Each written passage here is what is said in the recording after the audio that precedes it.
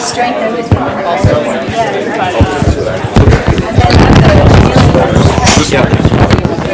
That's ready to go.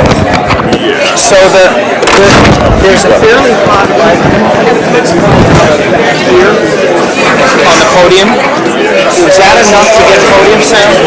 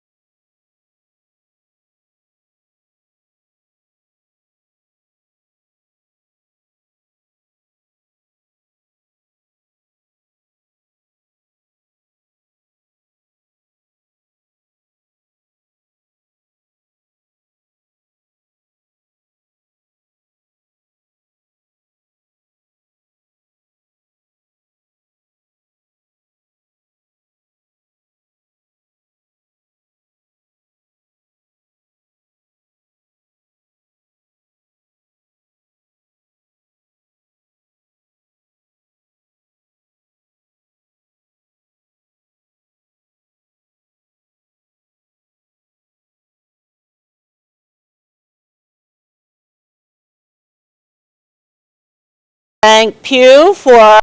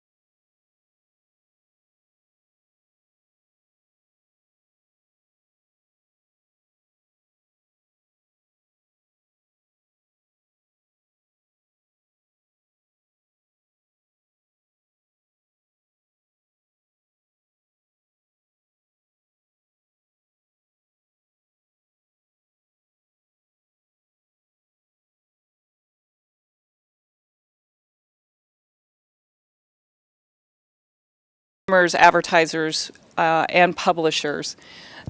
So there's been a lot of work that's happened in the 8 months that we've been together, and today and tomorrow we're going to be hoping to refine a lot of that work, share some of that work with you.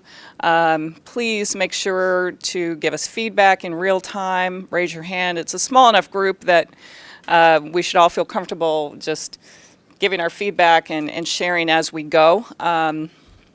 We hope at the end of this 2-day session that we will have actually some recommendations and suggestions written down on a piece of paper that we can share with all of you and some of our constituents and stakeholders in our organizations, so that we can start crafting some concrete deliverables that we could share not only with everybody in the room, but with organizations that represent our publishers, advertisers, and consumer advocacy, and technologists. Don't want to leave that part out.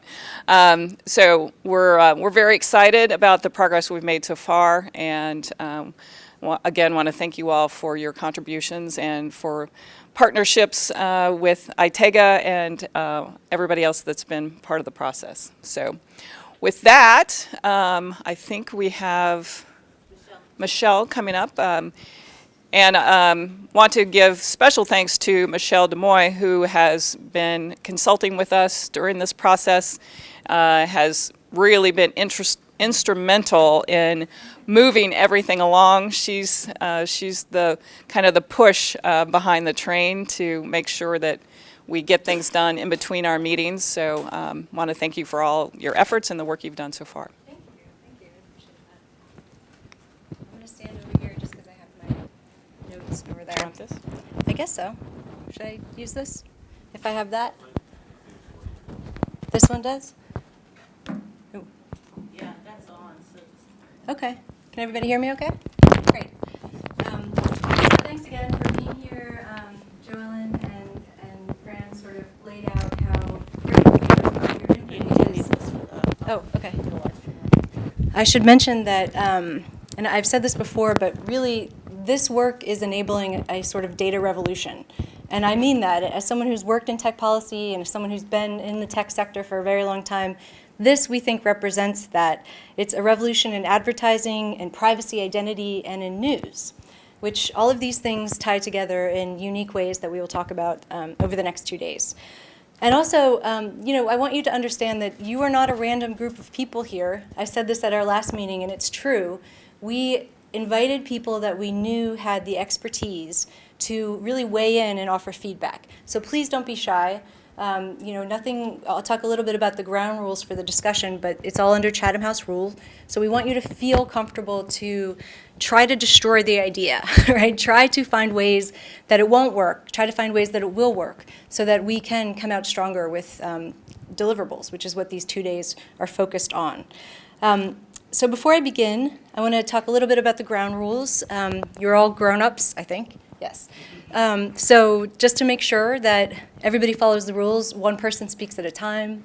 If you'd like to speak, please raise your hand and wait. Please don't use any sexist or racist or inflammatory language. That sometimes we can be careless with our words, and we want to make sure that that is not the case today or tomorrow. Don't speak over people. Right? So no dominating or threatening type of behavior. This is a meeting that we view as inclusive and respectful. So that's important. Everyone should contribute to this discussion. Again, you're not here by random. You are here to share your expertise. So if you think you don't understand something, some of this will get kind of technical, raise your hand and we'll go over it. We'll make sure that everybody in the room can contribute. So let us know that. Please try to stay on topic. And now that's tricky, and I'm guilty as much as anybody of not staying on topic because there's so much here. It can be easy to veer off. So we will do the parking space for ideas that we think should be discussed, but maybe at a later date or a later time. And also I mentioned we're under Chatham House rule, which means you can talk about the meeting and what was discussed, but you can't attribute anything to a person. And again, this is to encourage you to contribute and to not feel restrained by the fact that somebody's maybe reporting out what you're saying. And also, we'll be live streaming, in case you hadn't noticed. So if you prefer not to be on camera, please just let us know, and we will make sure that you are not on camera if you prefer not to be. Bless you. Okay, so I'm going to just take 1 minute to kind of sketch out the problem, why we're here, right? So some of you know this backwards and forwards, but not all of you do. You might be new to this project, to this work. So from a couple different perspectives. The first perspective is the user perspective. Users, I think it's fair to say, and that's all of us, feel powerless when it comes to intrusive data collection. We all define that differently because, of course, privacy is a contextual concept, and that doesn't make it invalid. It makes it actually stronger and more important in a democratic society. So users want a safe place. They don't want to go to pages that load slowly or that are loaded down by widgets. And they want to view quality content, right? Nobody wants to view the content that a bot recommends to you necessarily, or something that is fake, or just sort of an advertisement versus real content. Sometimes you do, but a lot of times you don't. Local news publishers, the reason that I am here is because privacy and news both speak to democratic values that I think are very important in this country, especially now. Not just this country, maybe in the world, right? So we're here to help them stay afloat. You know, there are a lot of publishers across this country, and many of them are represented by people in this room that are struggling to survive and have maybe months left.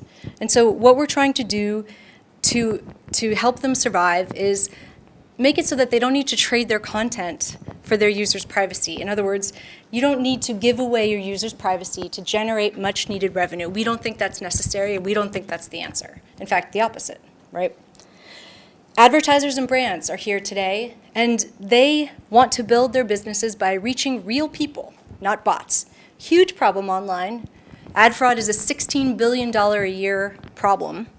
And the advertisers and brands are looking for a way to ensure trusted exchange, trusted advertising in a way that stays with privacy norms, which is not easy to understand all the time, but is consistent with that and consistent with the laws that have come into force or are coming into force. And they want to know how they're spending their money, right? I think one of the biggest issues in today's digital advertising ecosystem is the lack of transparency about that. Browsers are here, and they're also grappling with this changing privacy landscape, right? Trying to figure out how to give good experiences for users, but also protect privacy and do it in a way that's compliant. All of these juggling acts and the browsers are at the core of a lot of these conversations. They're the advocates who, unfortunately, many of them are in Seattle today, but they're here in spirit. And I joked last time and said the advocates who hate advertising, which isn't true. It's not true. My background is as a privacy advocate. What I think advocates maybe don't always express well is that privacy is the innovation, right? Privacy is not the enemy of innovation.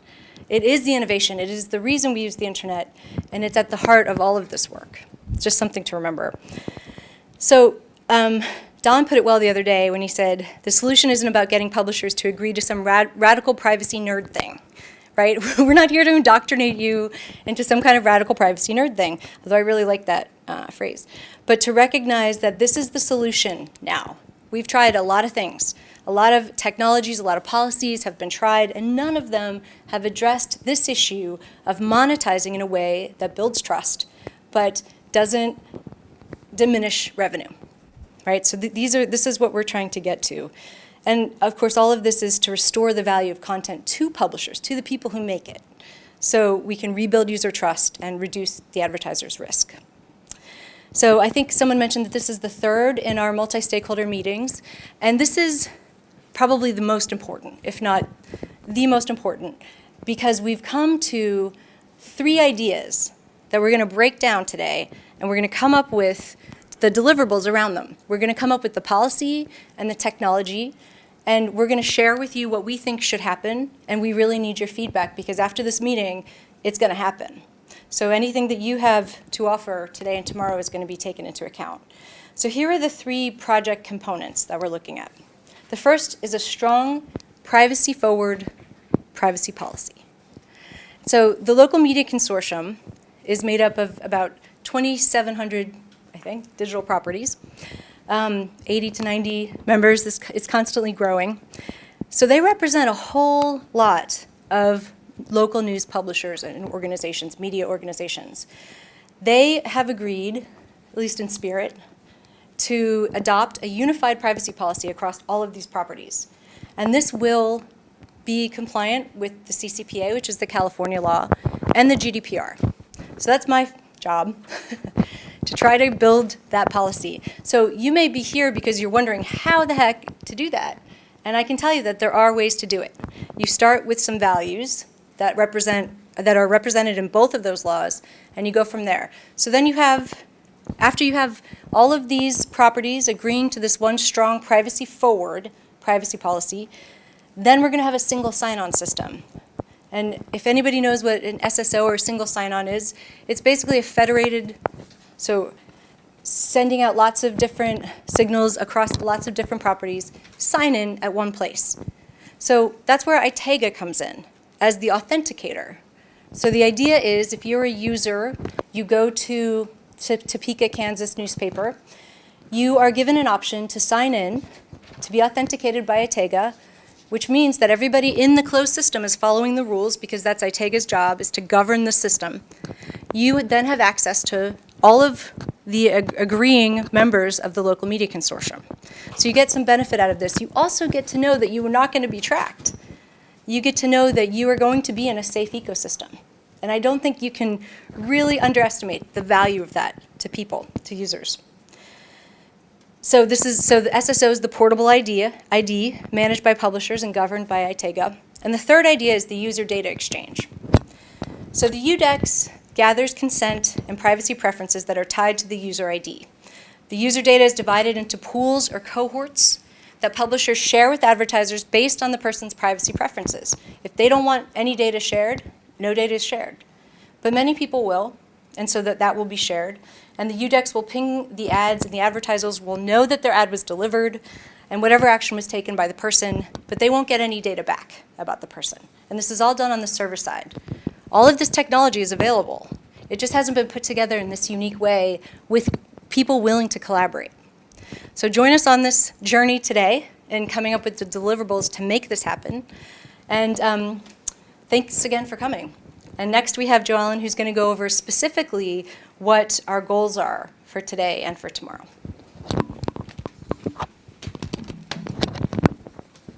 Hey, so this is the way that we have. This is okay. This is yeah, this is for the live stream. So I'm just going to talk loud and then use this for live stream. The way that we have these 2 days structured is that today is mostly about getting people back into thinking about privacy and thinking about the different ways that we're approaching privacy, getting some really exciting conversations going to spark your imagination and your thinking, starting to mix up ideas in ways that maybe haven't been mixed in your own personal headspace before, and then starting later in the afternoon and then most all day tomorrow, we're going to have report backs from groups that have been working on very specific concrete plans. And then tomorrow afternoon, we're going to ask you to modify, help develop further those specific working plans and working products, because the next step is going to be actually producing the deliverables. We're very close to producing deliverables, and so this meeting is going to go directly to concrete product. We might not come out with the product, but we get really close. So the products are, as Michelle said, privacy policy that can be used for the local media consortium publishers and anybody else who wants to use it. And so Michelle is going to be leading that group and telling us all about it. The second area broadly is what Michelle described as the single sign-on and the user data exchange. And Brendan, back there, is going to be has been leading that group, and that's like a tech stack group. And it's really important that people who are not in tech participate in that group, because the whole idea is to develop the tech stack in a way that makes sense for everyone. The third group is actually for Itega, we realized that we would need to have a nonprofit. The whole reason for ITEGA being is that we realized we would need to have a nonprofit govern the privacy policies and practices that are being used to regulate the tech stack. The idea behind ITEGA was that we didn't want to have private companies regulating themselves. We saw how successful that's been recently. And we also felt that it was not a great idea for government to be regulating, especially in the news space. And so the idea behind ITEGA is that we are a nonprofit, and we are only acting in the public interest. And so we would be taking on a governance role of these products that we're creating. We need to have really good thinking about how that governance is going to happen. And leading that group is Bill Densmore, our executive director. Bill, you want to raise your hand there? Yeah. You all know Bill. And then finally, Michelle mentioned the importance of browsers to this project. And we've really been fortunate to have Don Marty here from Mozilla. And he's been leading a group around a global consent browser plugin, which we hope would also be a model for some other browsers. And so Don, you want to raise your hand there? And so those are going to be the people who are going to be giving report backs and the groups that we have organized. We are also really excited to hear from if you have other ideas for work products we should be doing in the future. But those are the 4 concrete things that we're trying to get to. We're trying to get to a privacy policy. We're trying to get to exactly what the specifications for the tech stack are. We're trying to get to at least start for the governance rules. And we're trying to understand the global consent browser plugin and what requirements we need for that we might not have thought of. I'd like to just stop and see if you have any questions before we go to the next phase. We just finished our introductions. Now we're going to go to introducing all of you. But are there any questions about anything that we've said so far? Please feel free to ask. We throw around a lot of terms that you may not be familiar with, so please do feel free to ask questions if you have them. It's a safe space. Okay. Okay. So let's find out who you are. We're going to take 20 minutes or so just to go around the room. And what we'd like is for you to tell us who you are, your title and organization, but more importantly, what drew you to this meeting and tomorrow's meeting, why you're interested in this work, and what you think you can contribute to it. So we'll start. I guess we can skip it. Hi there. Hi. Stand up, because otherwise people can't see you. Sorry, I know it's embarrassing, but Hi, I'm Andres Arrieta. I'm from the Electronic Frontier Foundation and Director of Consumer Price Engineering. Can you tell us what your interest is in joining? I'm mostly interested in the privacy aspect of advertisement, making sure that it stays within what's respectable of users. So just here to make recommendations. Hi, I'm Meg Eason. I am corporate counsel at McClatchy. We own 30 newspapers across the United States. I'm here to, as a member of the LMC, to weigh in on the privacy policy and also see what sort of ad tech stack you guys are considering. Hi, I'm Elizabeth Rainieris. I am the founder of a consultancy called Hacky Lawyer, which is meant to translate between lawyers and technologists. I'm a data protection and privacy lawyer. I've practiced in the EU, in the Middle East, and the US. Certified in CIPP in Europe and in the US. And in the last couple of years, I've been working on emerging tech projects, specifically around blockchain for the last 3.5 to 4 years. I was at 2 back-to-back digital identity startups. Most recently left Ebernim. I see some familiar faces from the family. And so I'm very much at the intersection of cross-border law and policy around data protection and privacy as it relates to emerging technology. So my interests, what drew me here was Bill. I went to ITEGA about a year ago, and I found it very worthwhile, so I'm happy to be back. Hi, I'm Don Marty. I think I'm the only person I know who has been editor of an ad-supported publication and had root on a server of an ad tech firm and written an ad blocker. Today I'm at Mozilla and working on common shared interests and technology between publishers and browsers with a view to increasing browser engagement and giving a data advantage sustainably to trusted sites. Hi, I'm Jennifer Durkee. I work for IB Tech Lab. We represent 650 brands, publishers, and ad tech platforms. I specifically have worked on the IB Europe Transparency Consent Framework, working with all of our members to create the technical specifications for that transparency and consent framework. So my interest in obviously the intersection of what next, what else, interest in the technical stacks. Hi. I'm Bill Donnelly, and I don't have a professional affiliation. I am on the ITEGA Board of Advisors, and I am here to represent the Sovereign Foundation, and I'm also glad Elizabeth is here because she can help me when I don't. So I have no professional background in either journalism or in technology.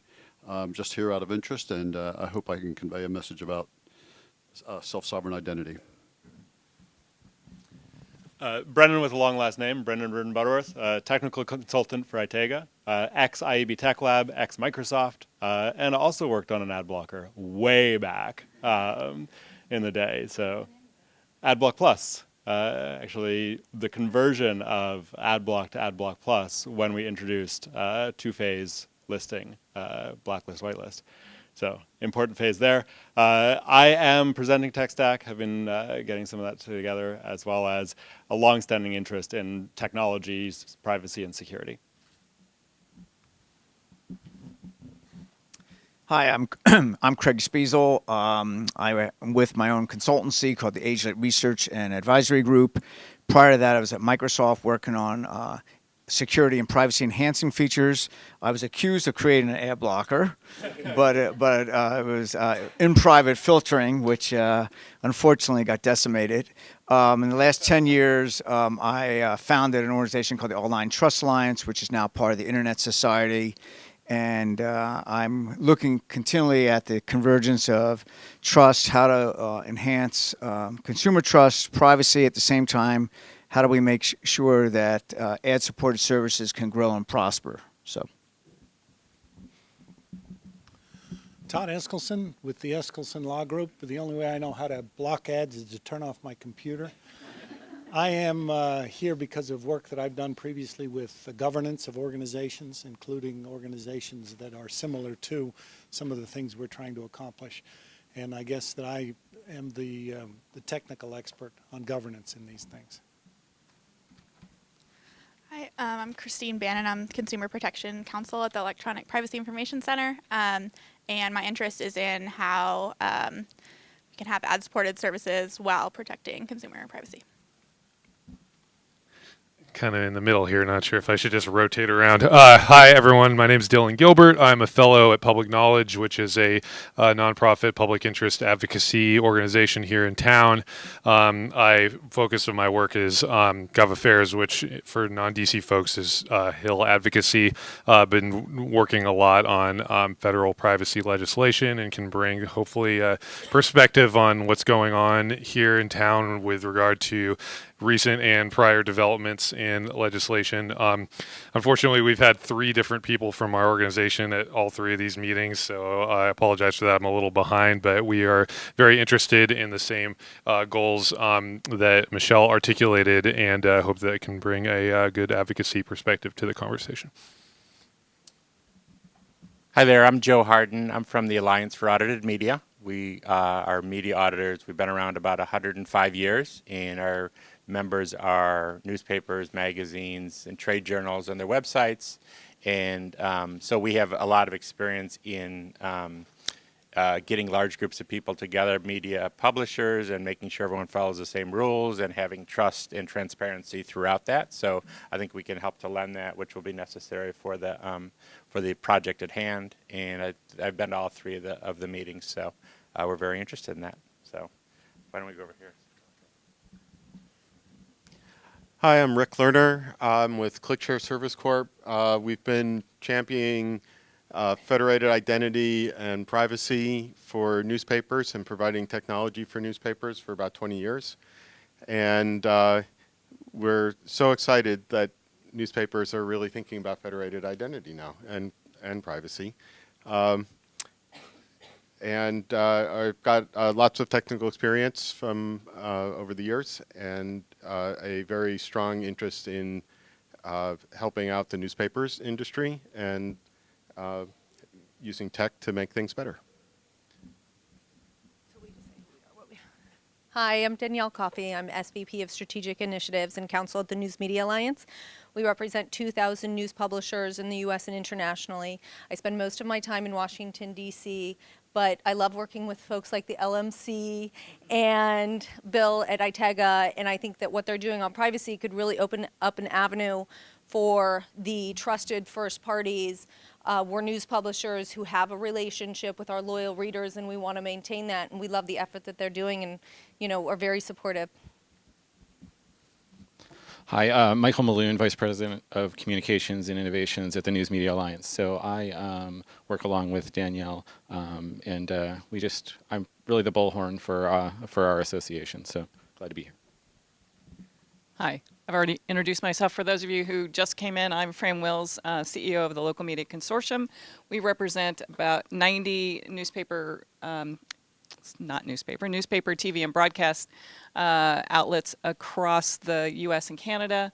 That's about 2,700 unique news websites that, and our role here is to try to have the voice of the publishers represented, and we're very interested in making sure that consumers and advertisers and publishers all thrive in this new privacy environment. My name is Joy Lynn. I'm with the Corporation for Public Broadcasting, Vice President of Journalism. CPB distributes the federal appropriations for public broadcasting. The stations are independently owned and operated. I'm here to learn and about what it means to be to show ethical leadership when it comes to data collection and personalization. I'm Jason Alcorn with the American Journalism Project, which is a new venture philanthropy organization focused on local news. So we'll be making hopefully transformative investments in local civic news organizations to scale up their revenue and technology operations. And I'm new to the organization. Bill invited me, and the organization is brand new. So this is my first of these events, but I'm happy to be here and look forward to learning from all of you. I feel like I'm talking into a mic that doesn't work. Anybody else? You're talking to the... Yeah, I know. I'm Linda Miller. I am the Director of Network Journalism and Inclusion at American Public Media, which is the largest public media organization that also owns public radio stations in the country. We're based in St. Paul. I'm here. I'm a longtime friend and colleague of Bill's. Probably my interest is in the trust side of this, but also in data privacy. I spent 13 years at APM building, growing, and managing the platform that is the Public Insight Network, which is a CRM for journalists, essentially. A couple years ago, we pulled that platform in-house. And so I have quite a bit of experience about collecting really sensitive, personally identifiable information from consumers and sources for journalists. Thank you. I'm Randy Picht. I'm the Executive Director of the Donald W. Reynolds Journalism Institute at the University of Missouri. I've been there for 7 years, and the beginning of this project actually started before I got there. So we've had a connection to this for a while, and I'm here basically to see what's been going on, and it sounds already like there's been a lot going on, so I'm looking forward to hear that. And also, before I came to RJI, I worked for the Associated Press for 29 years, so I might have a thing or two to talk about what a nonprofit looks like in the news industry. So, thanks. Hi, I'm Ryan Sholin from the WordPress VIP team at Automatic.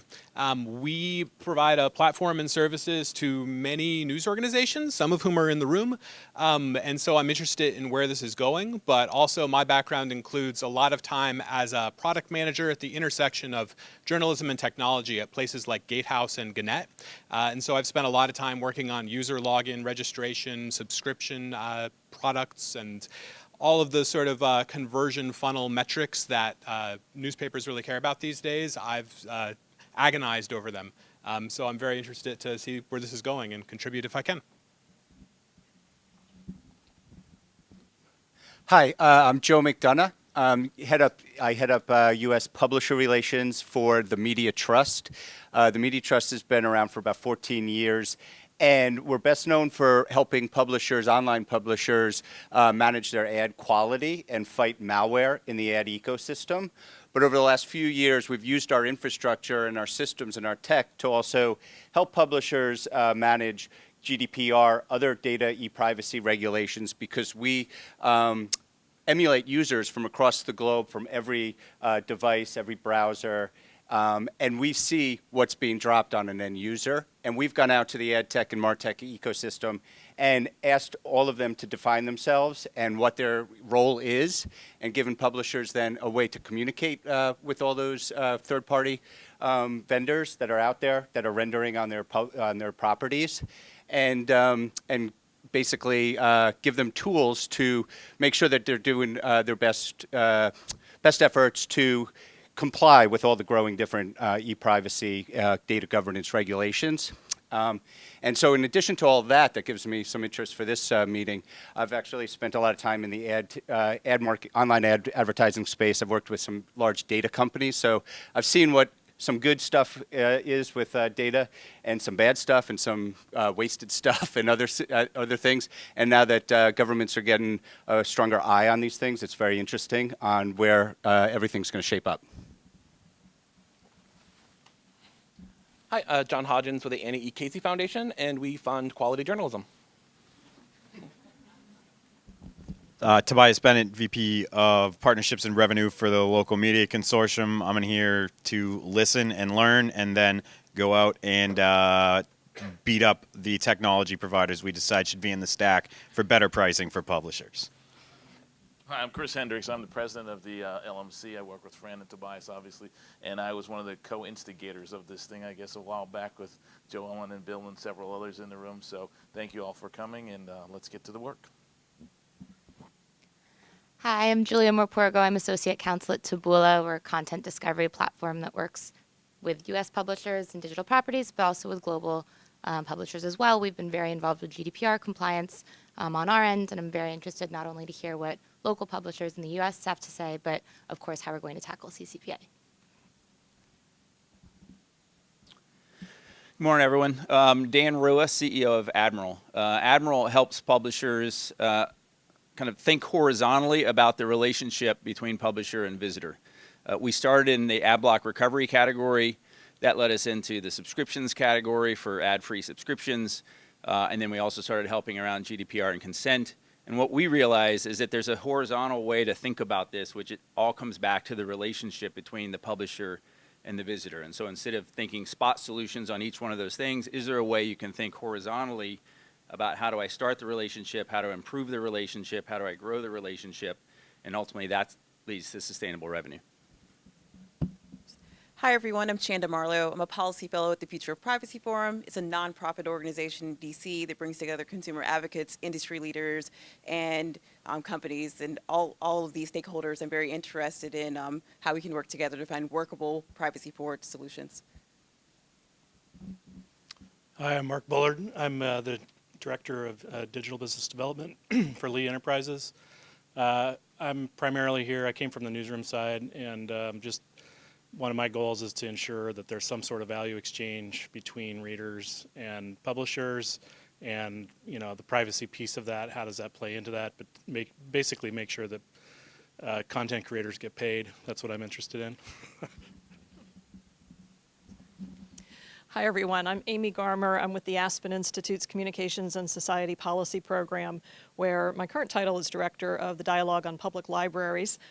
Prior to doing this library work, I served for 13 years as the Director of Journalism Projects, and there's a direct line between the two that Bill Densmore is responsible for, and I can explain that to anybody offline if you're interested. At the Aspen Institute, on the library side, one of the reasons that I'm here, and this is my first ITAGA meeting, is we're very interested in the environment in which people are seeking, using, and creating knowledge and information, and the things that become impediments to that. So one of the reasons that I'm here is to look at some of the questions that we have from the library side. The Communications and Society program overall just recently released the Knight Commission report on media trust and democracy. And we have, as a program, a very broad interest in all of those topics. What I think is particularly fascinating about being here is the Knight report calls for technological solutions to addressing some of the challenges and goals that they lay out in the report, and also multi-stakeholder approaches to developing the policies and the practices moving forward. They don't say specifically how these policies and technologies might be developed, and I have a strong feeling this is the place where those decisions might be made. So thanks. Hi, I'm Lee Rainey from here, the Pew Research Center. Welcome here, and most importantly for this conversation, I'm a friend of Bill. Hi, I'm Gary Deutsch. I'm the CFO at a company called Live Intent. I do some other stuff besides CFOing too. We're a vendor to a lot of publishers in the local media consortium and otherwise. So we work with McClatchy, with Lee. Taboola is a partner, so we can help represent the evil ad tech sector to some degree. So we have a key role historically in the services sector known as onboarding. We've been a provider on behalf of our publishers of data that's used to match offline data to online data for targeting on the basis of people, from publishers going into a company called LiveRamp historically, and now we do some of this on our own. It's at the root of sort of how people-based marketing is done in a non-logged-in environment. Beyond my wildest dreams and to the point where I have these weird, bizarre nightmares, I understand how cookies and email addresses and hashes all come together to form identity graphs, and there's lots of complexity out there that comes to sort of bear on all the decisions that are made around what is valid and what isn't. I think one of the things we need to do is talk about what are the use cases that people are particularly wary of, because in general, I think CCPA and GDPR, there's lots of carpet bombing that can wipe out a lot of good things in the name of a few bad things. And I think looking at those use cases is important. And there's also this coming tide of what I would call the third-party cookie apocalypse coming, which has started with Apple decimating the use of the third-party cookie within the browser, as well as our friends at Mozilla have taken that approach. Google and Chrome has indicated they're going to go down that path. On May 7th, they may make an announcement related to that, in which case much of the technical infrastructure that makes the ecosystem work today as you know it will be eradicated, and it will cause all kinds of problems for the current ecosystem, for publishers in particular. And there is a new set of services that are based on first-party cookies and different things that we need to look at that come to bear. I mean, one of the interesting parts about today is just the notion of a single sign-in. One of the big problems that publishers have is that people don't log in. So we work with some major publishers, and the reason why they're getting somewhat whooped by Facebook and Google on the ad dollars is because of the fact that users are not logging in, and Google and Facebook have that, and Google and Facebook additionally have the resources to navigate the legal quagmire that's set up around it. So there's lots of advantages that we need to see replicated that Google and Facebook have brought into the current publisher world, and there's going to have to be unification. That's why I think it's important that something like the LMC is bringing collective action on behalf of publishers who need to pool resources, because it's a big technical and legal challenge out there.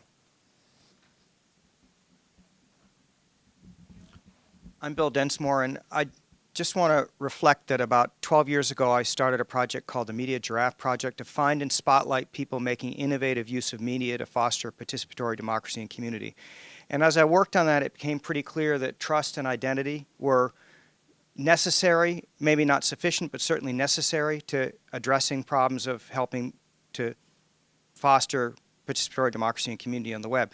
And I want to just say that I feel as if the people in this room are all media giraffes, and I'm just interested in helping you guys figure out how we can address trust, identity, and data privacy.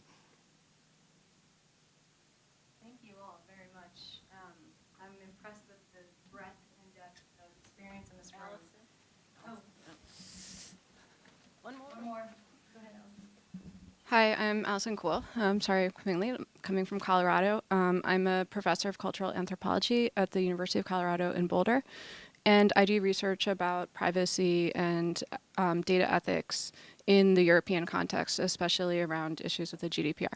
So I'm really glad to be here. Thanks. Anyone else that we missed?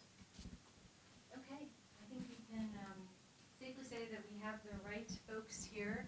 So please do share your experiences, not just in terms of the topics at hand, but as we go, you know, I think Bill bringing up the media giraffe, which is never going to leave my mind,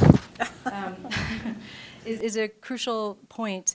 And I want to say, just in my background as a working in ad tech, this is a very long time ago, but the issues of privacy and identity have always been here, right? The difference is that Facebook and Google figured out how to scale to an extent that nobody was really ready for. This is a way to still, you know, those players are going to stay in the ecosystem, and that's fine. And nobody's evil, Gary, I think.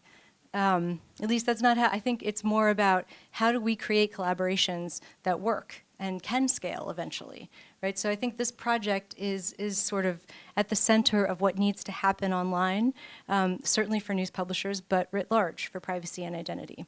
So thanks again for coming. I'm going to introduce Lee now. He's going to give us a talk on the current research on privacy and journalism. I'm going to introduce you. So Lee is the director of the Internet and Technology Research at the Pew Research Center. Under his leadership, the center has issued more than 650 reports based on its surveys that examine people's online activities and the internet's role in their lives. If you are anybody who works in this space, you have certainly read about Pew and used probably some of their data with attribution, of course. I know when I was at the Center for Democracy and Technology, it was a huge, huge resource to be able to say that that's very strange. Okay. So I just want to say one thing about an award that you got. The American Sociological Association gave Lee, it's an award for excellence in reporting on social issues. So again, I can't stress enough how much this data and this work from Pew has really underscored advocacy in this space and given it a legitimacy that it really needed. So thank you very much, Lee. Thank you. Thanks for being here. I hope I can get my presentation up. Otherwise, I will just wing my way through it. Whoops. Do we know how to fix the latency here? Okay. So thanks for being here. When Bill first talked to me about this project many months ago, we had so many things in the works on these very issues in this season that I had to not accept his kind invitation to be much more deeply involved with the group just because we've got so much going on. This morning, you might have seen that we released a report about Twitter users and how the civic space that's defined by Twitter is, jeepers, I'm just ringing all over here. I apologize.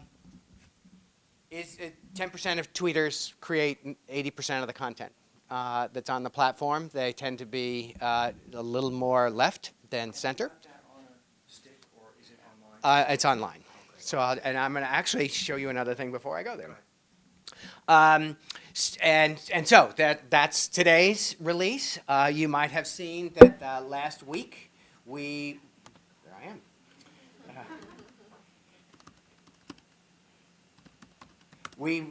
We released this amazingly large survey. Wear this? Oh, sure. I'm sure, sorry. Sure. Yeah.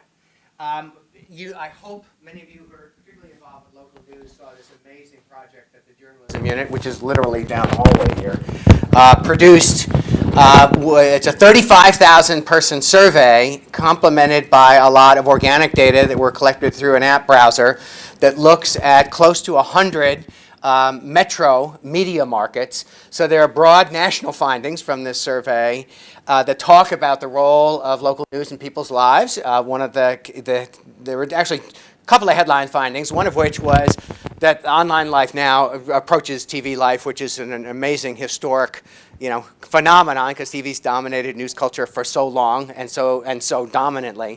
The second thing is that a lot of people picked up on the headline that even as people appreciate local news and think that it's important, and it's really important to be authentic and really important to be empathetic, they want their local news sources to have a sense of their lives, they don't have a sense that local news is struggling. Most people think local news is in pretty good financial shape, and they don't think that they necessarily have a stake in those findings.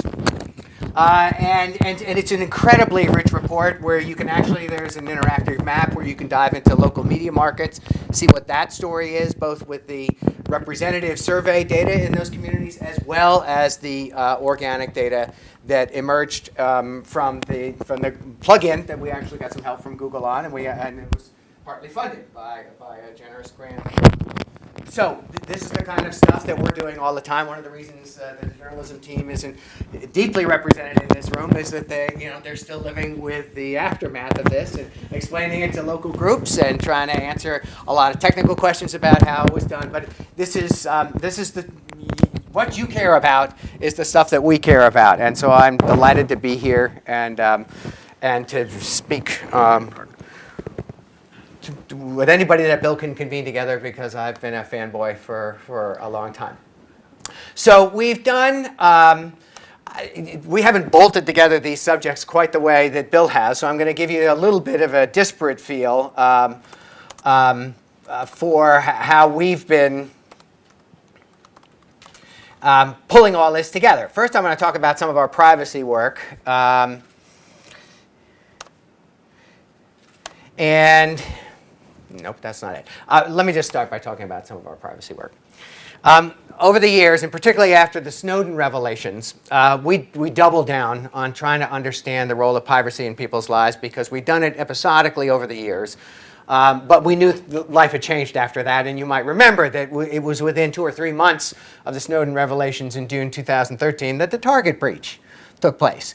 And so all of the sort of privacy, cybersecurity, surveillance stuff soon enough got jumbled in the public imagination as one big, hairy, incomprehensible thing.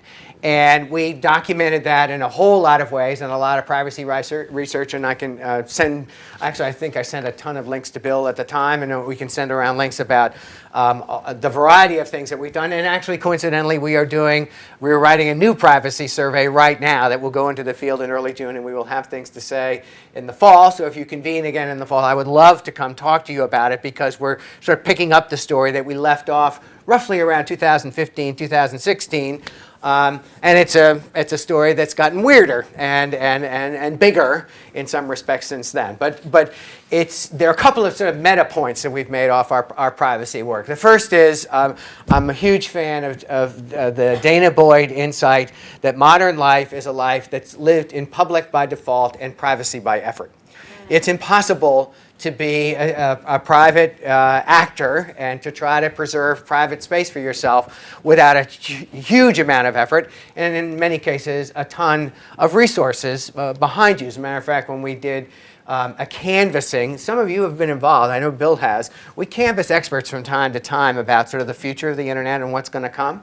And when we asked about the future of privacy in 2015, one of the strong points that they made is that privacy nowadays, and certainly in the coming decade or so, is going to feel more and more like a commodity. People who have a lot of resources will be able to purchase it or be able to avail themselves of the resources that keep themselves anonymous when they want to be, and unsurveilled when they want to be, and protective of their reputations when they want to be. And everybody else is going to have to sort of live in the environment where the constancy of profiling and surveillance and data combinations and data streams being mashed together is a reality. So some of our work, again, sort of post-Snowden, was that 91% of Americans now feel that they have lost control of their data. And more than half worry about the amount of data that's available to them. And this was before some of the sort of obvious cases where data brokers and data mashups were out there. Another big point that we made that it was really interesting to see how the New York Times sort of pushed this effort forward was to understand that privacy for lots of people is not a binary thing. It's not like they want it all the time, and there are some people who want that, and everybody else is completely open to everything under all circumstances. It's very context specific and very conditional and very dependent on what you're asking about, what the value proposition is, what's the exchange, what am I going to give you of my identity in return for what are you going to give me that's presumably of value. And that marvelous exercise that the New York Times marched people through as they went through sort of gradations of where would you draw the line? Is it okay to use your data this way? Is it not okay to use your data that way? I think we'll end up being able to see a lot of that data. They've offered it to us. We've been talking to them and showed them our model of how to do that line drawing, scenario writing process. And it just underlined the idea that privacy is a transactional thing to lots of people, that they are not necessarily looking for one answer in every set of circumstances. It really depends on what's being asked. Personal control and personal agency matters a lot. You just asked this question 1,000 different ways in public opinion surveys, and people say, I want to control who I am. In a way, sort of the big story of the 20th century was, and as you marched into the internet age, in America anyway, privacy moved from a thing that, before he was a justice, Louis Brandeis was a private attorney. And privacy to him, and for lots of Americans, was the right to be left alone. That's why you moved west, if you didn't like where you were living.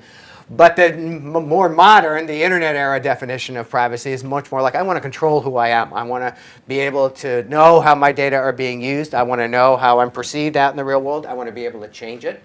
If I can. And so this, high numbers, 75%, depending on one way we asked it, and 84% on another way, basically said, I want control of who I am.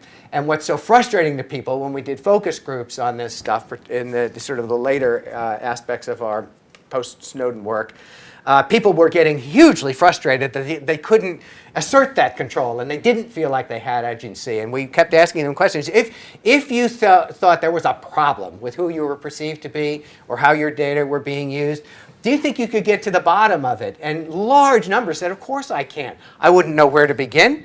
I wouldn't know how to assess the algorithms that were making some of the judgments about me. I wouldn't know how to just take a charge of a process that seems way out of control in my life. And one of the striking things that they told us at the time was that they've increasingly lost confidence that the companies that are collecting their data are going to keep it secure.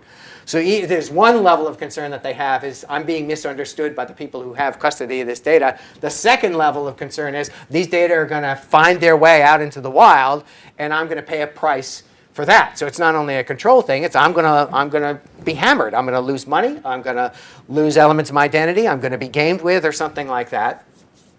And one of the striking things we've always found in our privacy research is that young folks, who everybody assumes are the most privacy indifferent and the most narcissistic and the selfie culture kind of thing, actually they are more vigilant about some dimensions of their privacy and reputation than their elders are. And they're much more attentive to how they're perceived online, and much more likely to ask for changes or to try to find remedies if they've struggled with things. And we did very dramatically pick up the trust dimension of this story. People's sense that they can trust the stewards of their data, they can trust themselves to act responsibly, they can trust others to understand them responsibly, is fading. It starts, of course, with social media companies, where people don't think their data are safe in those places. But it even spreads out to places like government agencies now are not necessarily hugely protective of my data. And one of the things that we never really asked, because it was a hard question to ask, but one of the things that sort of emerged out of the Snowden era was the classic notion that did a lot of privacy research pre-internet tried to establish was, do you fear the government more or companies more?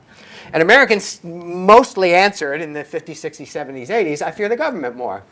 But there's this sense now that it's kind of the same thing, that everybody's sharing with everybody else, everybody knows what everybody else has, and that there's now sort of a false distinction between the two domains that have some level of power over me. And then we asked some general questions about, would people like the laws to change? Would people like to take more control of their data? And in the abstract, they said yes. We're going to pin them down in the survey we're writing now. We didn't really sort of get readings on things like the right to be forgotten or things like that, but we're gonna try to get that in our new surveys now. But there's this general sense that even the regulators who are supposed to be protecting me on this stuff aren't doing a good enough job, and the laws themselves aren't necessarily specifying how careful they ought to be with me and my identity. Now I'm going to find my presentation on trust, facts, and democracy, and hope that Google will help me out here. Oh, is that it? Go 3 down. Third one. Thank you. Yep. Boom. So after the 2006, well, even the run-up to the 2016 election, we obviously saw the culture changing and decided that even though these are clusters of issues that we've cared about for as long as the center has existed, since 1994, and actually predating it with our founder before it was even a center, that we were going to really pay a lot more attention to the intersection of trust and facts and democracy, more than identity. The identity piece is really interesting and important part of this, and we're beginning to get our arms around it a little now. But basically, the sort of syllogism we went through is if facts are now something that people struggle over, then maybe that affects the way that they trust and navigate facts. And then, of course, there are ways in which the whole enterprise of democracy gets implicated in how people think about applying facts and who to trust when they're getting facts. So, forever, Pew has been, as well as a bunch of other organizations, have documented what's going on in big institutional trust, and like everybody else, we see that most people don't have great confidence in the federal government generically. One of the fun things that we've done is we've explored this much more deeply. I don't have a slide on it, but we've unpacked what that idea is, and it turns out that for a bunch of government agencies and a bunch of government functions, people have high levels of trust. In many respects, what they're talking about here is Congress, and to some degree the executive branch. But there's an interesting sort of set of discriminations that Americans make. Some agencies do well, do good things, and others are sort of less trustworthy. But this is the big story that sort of starts a lot of the conversations that Bill and you all have been in for a long period of time. Our media shop, this is the way in which we've explored this for a while. When we began to see that sort of generic numbers, do you trust the media to do the right thing, or are you confident they tell you the right things in the right way? We've caught the sort of general trend that fewer and fewer people were saying yes, they were confident. But the really interesting part of the story is that most people can say, yeah, there are places that I trust, but there are others that aren't. And so there's not this undifferentiated blob of things called the media. There are actually different properties that serve different interests and that people use for different purposes. So this is actually a pretty long-standing finding, and they're people who are consistently liberal or center-left favor a variety of sites, and people who are consistently conservative tend to be sort of Fox groupies. And this slide is impossible to read, but the thing to do is to look at the checkerboard nature of it, because some people trust some sites a lot, other people don't trust them, and those same people who don't trust them trust other sites a lot. So there's this, this in a perfect way kind of captures the balkanization of the media culture and explains to some degree why the sort of broad trust questions about the role of media is now a contested notion, and why people are going to different sources because they are more trusting of them and presumably more interested in the facts related to them. The other thing, of course, that's happened to the media environment is it's become a lot more fraught.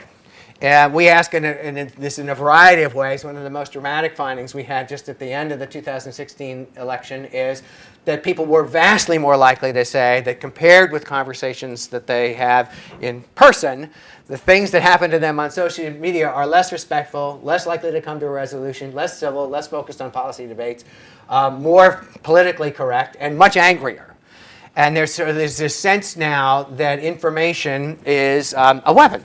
and information is, and particularly in environments where people aren't looking at each other face to face, and when they can disintermediate the sort of social dimensions of information, they get potentially a lot nastier with each other. And then you add to it harassment. So the information environment is not only infected by the sort of civility component of it, but there are a lot of people, 41%, have been harassed, and 66% have witnessed it. So harassment, sort of again in the context of this broad fact and information environment, is now something that's it's a feature. It's not just a bug anymore. And young women are more likely to have suffered the worst of it than anyone else. Facts enter the picture. This is an older slide. We have some more recent numbers that basically tell the same story. Just before the end of the election, we said, do Clinton and Trump supporters basically share the same facts and have different policy ideas, or do they disagree even on the basic facts? 81% said they disagree on the basic facts. This finding is being updated and will come out in a report on misinformation, which is going to be amazing because I've seen the data. And some of the journalism folks are in the room, so salute them for the local news thing they did. And this next thing they do is going to knock your socks off because it's great. But we, just after the election, when fake news became the meme, we asked, what's its impact on the culture? We don't do a lot of specific fact checking of who believes right stuff and wrong stuff, but we do ask about sort of the broad impact of the information environment now being characterized this way. And 2/3 of Americans said that false information, made-up news was causing a great deal of confusion in the culture, and another quarter said it was causing some confusion in the culture. And the amazing finding in that was a quarter of Americans themselves admitted that they had passed along fake information. Sometimes it was inadvertently, and they discovered after the fact that they'd passed it along, but some 14% said, yeah, I passed it along and I knew it was wrong at the time it was given. This was, so if you said yes to either one of those questions, that's how we get that 23% number. But now this sort of gaming of the information environment is something that people can do themselves. It's not just sort of third-party advocates or actors or stuff like that. People are very interested in participating in that. And it's very personal for some people. A quarter of Americans have had fake information about themselves posted online. It tends to be at the level of character and reputation. And in a way, that speaks very much to identity because, and it's especially sensitive for young people because they know that their identity has some important attributes and it has some value in their lives. They know that when they are going to meet a place where they are applying for work, that their online identity will have been scanned before applying for that job, or going out on that first date, or meeting anybody for the first time. So reputation damage is a real and important thing, and almost half of young adults say that they've had false information about them posted online. Again, it's a feature of online life, not necessarily a bug. This is our really kind of cool way of showing the thing that everybody's documented in a lot of different ways, that the tone of online life sort of tends towards aggressive. So these are Facebook statements by members of Congress in the last Congress. And measured by every metric of engagement that matters to Facebook, the more indignant the language was, the more likes it got, the more comments it got, the more shares it got. So all the incentive structure, at least, is organized by the social media system that they're delivering to some of the folks who are in the advertising end of things in the room. That's again, sort of a contributor to this tone.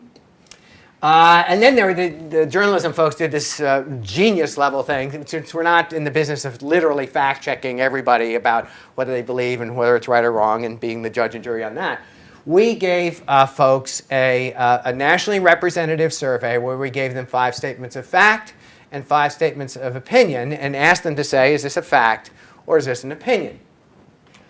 In only about a quarter of Americans got all of the factual statements right, and roughly the same percentage got all the opinion statements right. So everybody's making mistakes somewhere along the way. Interestingly enough, younger adults made fewer mistakes than older folks did. And the thing that we saw was our little contribution to the motivated reasoning conversation, which is if I agreed with an opinion, I called it a fact.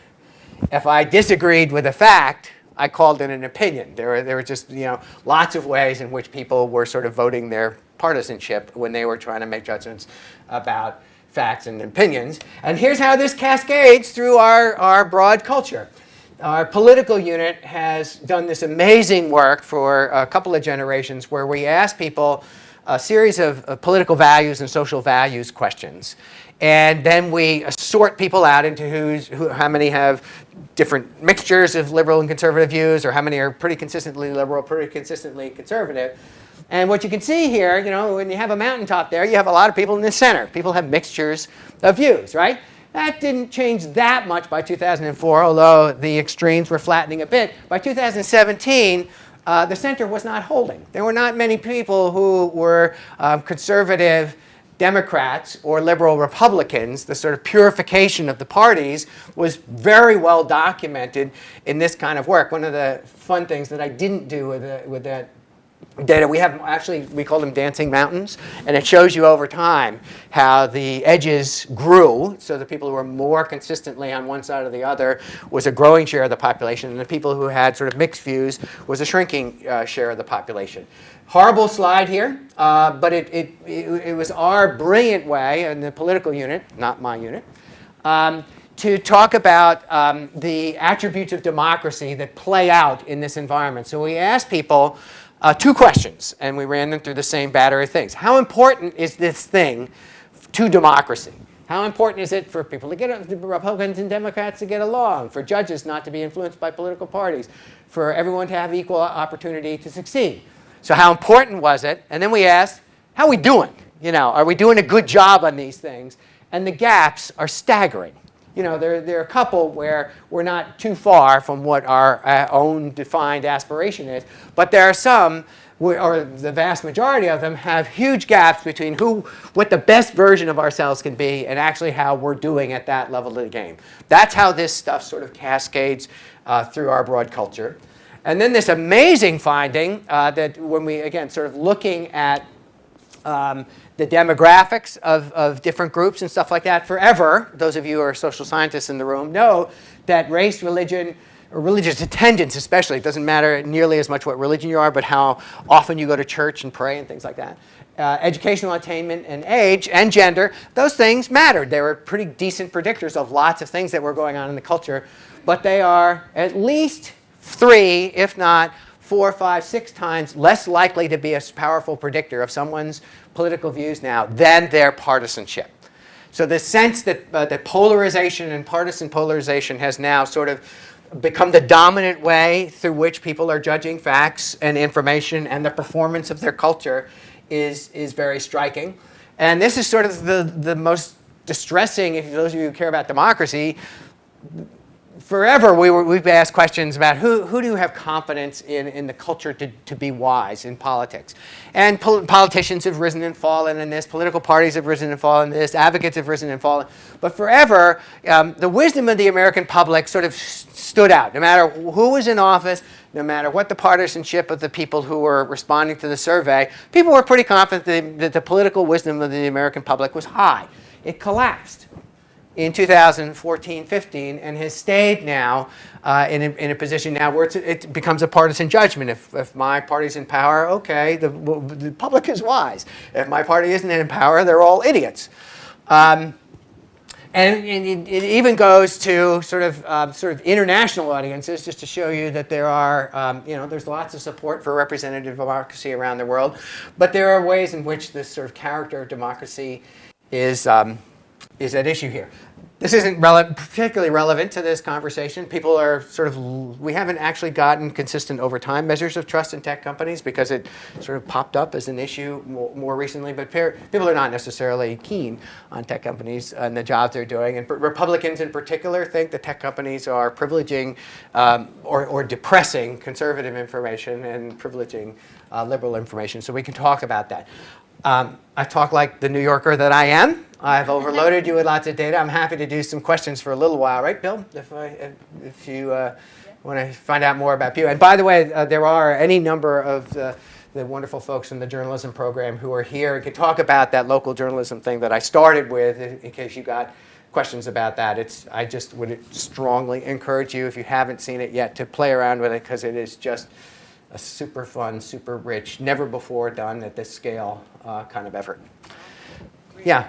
Does your research give any reasons why partisanship is now the great differentiator among us? No, it is the short answer. The change that was most dramatic started occurring in the George W. Bush administration, and but it's continued out of this longer story about declining trust in all kinds of institutions. So it's not just political institutions, but trust in the church, trust in big corporations, trust in banks. Really, the only national scale institution that survived the carnage was the military, which actually its reputation has grown in time. And there are some groups that have done pretty continuously well. Librarians are among them, nurses, firefighters. Are also surviving it, but it's part of this broader story that's just decline in institutions for sometimes it's particular things, but a lot of times it's just sort of these big places aren't serving. We've lost some confidence in it as well. We are probably in July going to release some findings from one of the reasons I couldn't play a bigger role with Bill in this unit is because we did do a huge trust survey in the early winter, and we're just writing up the results now. And just to give you a sneak preview on that, because we're being streamed and I don't want to give away the story here, there's this sense that right alongside the collapse in trust in institutions or confidence in institutions sits a judgment that Americans are less reliable than they used to be. That interpersonal trust has also taken somewhat of a hit here. And of course, it coincides with the rise of the internet and sort of all the identity stuff you guys are talking about, because people can now find what they want to find. They can dive into whatever information subject that they want to the bottom of it. It gives any actor in the system the right to say something and have it be findable and searchable and to gather a crowd and stuff like that. A lot of good has come from that in the estimate of the American public. You get communities that you never could have imagined in days gone by, but you also get the toxic stuff with that too. Sorry, everybody wants to kind of know that answer. Putnam's answer is it's partly TV. So people were moving away from trusting interpersonal reactions and social capital to watching their screens in their living rooms at night in their private homes. He also argues that that generational change was a big part of it. That this is one of the endowments that millennials have maybe left our culture. And it's so interesting now. We do a lot of, our surveys are representative of the whole population. So we've done a ton of work about how millennials are different from their elders, even at this life stage. So, they've got other stuff to go through, and we know that there'll likely be changes related to that because other generations have gone through the same place. But millennials are more wary. They are much more likely to think that they can rely on themselves and their buddies and their networks to navigate tough spaces or to help them solve problems or make decisions and stuff like that. And we've just, the single most popular piece of content day in and day out on the Pew Research Center website, we declared that Gen Z is now among us, and they're actually going to college now and starting their careers. If you were born January 1st, 1997 or later, you're not a millennial. You're in the next generation. And to some degree, their politics are somewhat similar to millennials, although they're still, the teenagers among them in particular are works in progress. You can't tell where they're going to come out in their politics. But for sure, it's an even more ethnically and racially diverse population than millennials were, and they were the most diverse in history.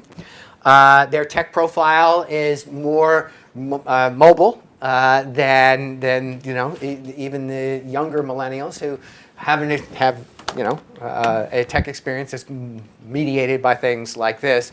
And so this generational story is a really interesting one that's going to probably cascade through the culture too.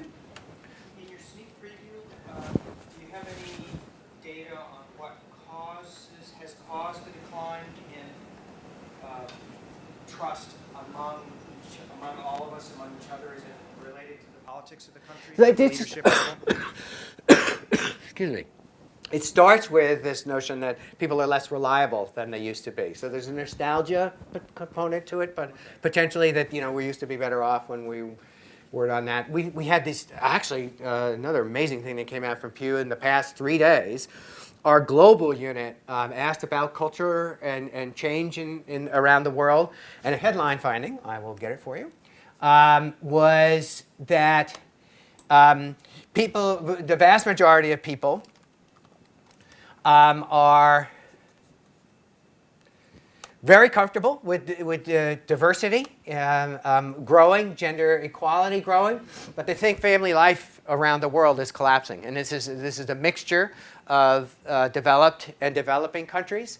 And there was such consistency and sort of downcastedness, whatever that word means, in that view that we didn't bother to analyze it anymore. It's just everybody thinks that that's happening, whether they're young or old, rich or poor, well-educated or not, or whether they live in an emerging economy or whether they already live in an advanced economy.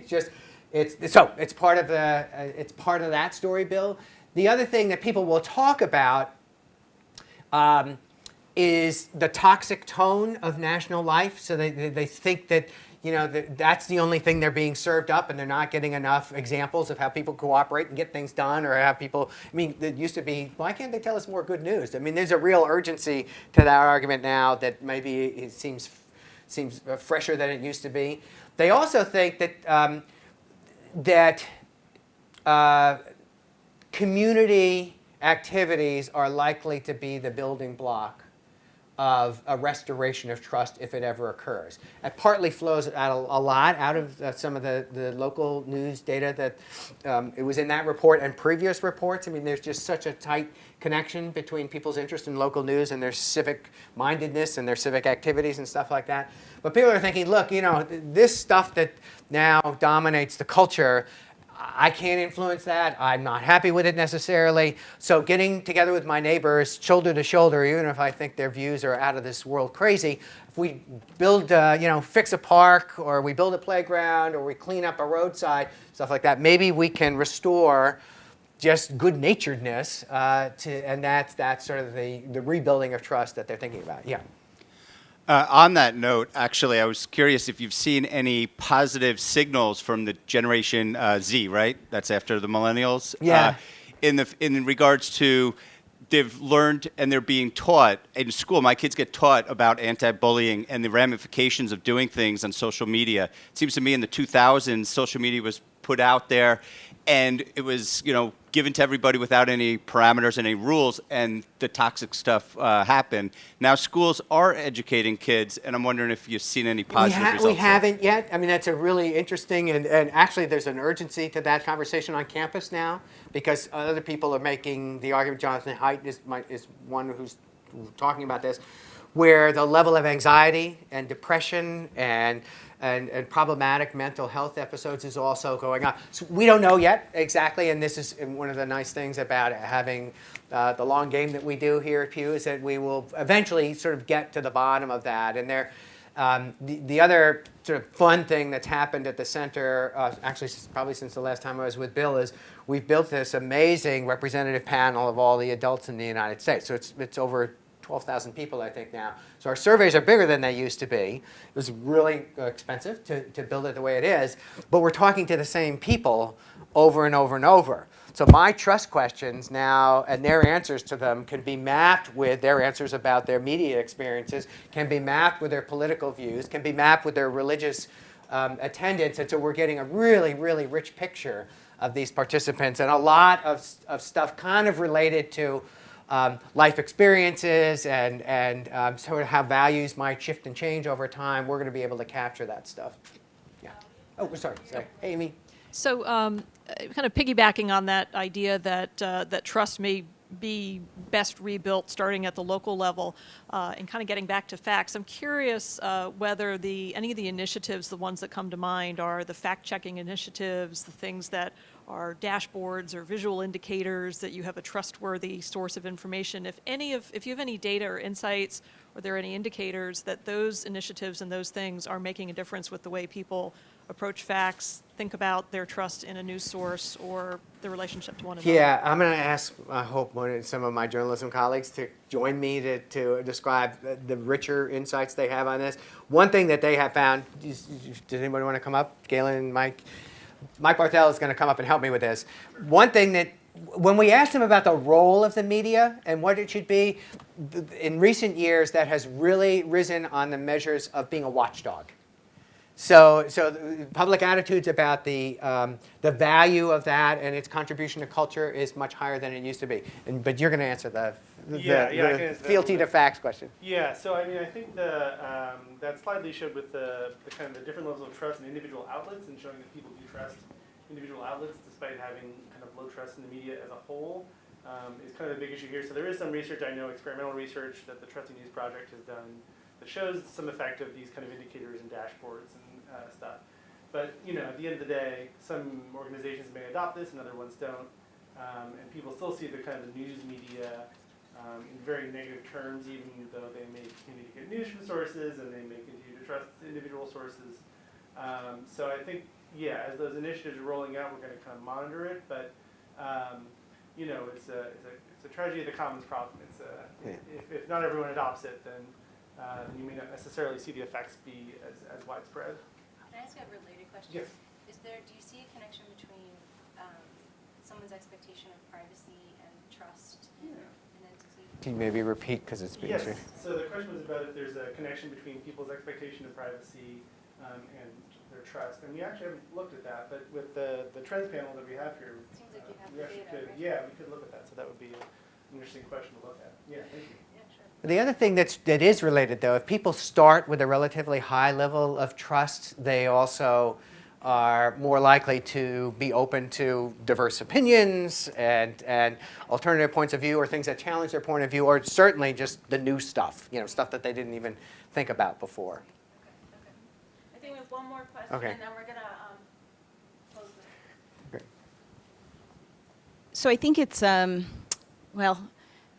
it's my view that sort of the idea that trust is connected to this issue of facts is a pretty dominant lens view of the situation. And I'm wondering where in your research or your 12,000 member panel is the representation of people and communities who have never trusted mainstream media, whose voices have been marginalized or maligned or missing altogether from those stories. And so their issues with trust, assuming just based on your slides that a lot of what people are weighing in on is sort of their trust of, pretty white majority owned mainstream media organizations like NPR and New York Times, et cetera. So can you just talk about where the trust shows up in your surveys for communities that have never trusted mainstream media?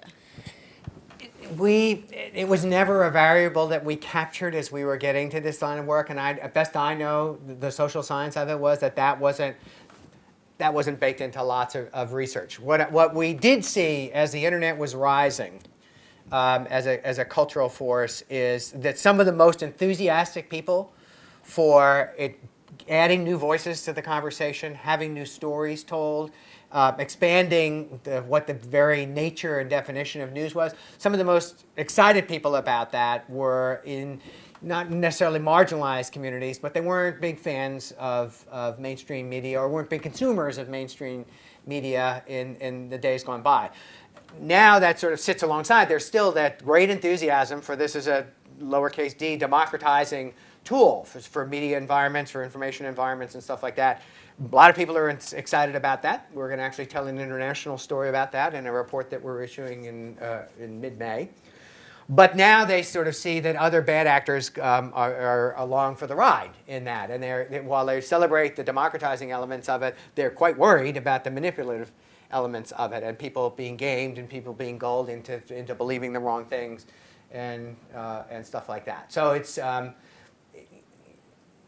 in a way, kind of the rise of the internet and the rise of social media and the rise of smartphones as now the device of choice for many people for the internet is that it's an amplifier of everything. You know, it's an amplifier of some of the things that people have celebrated about the internet from the first days of its existence.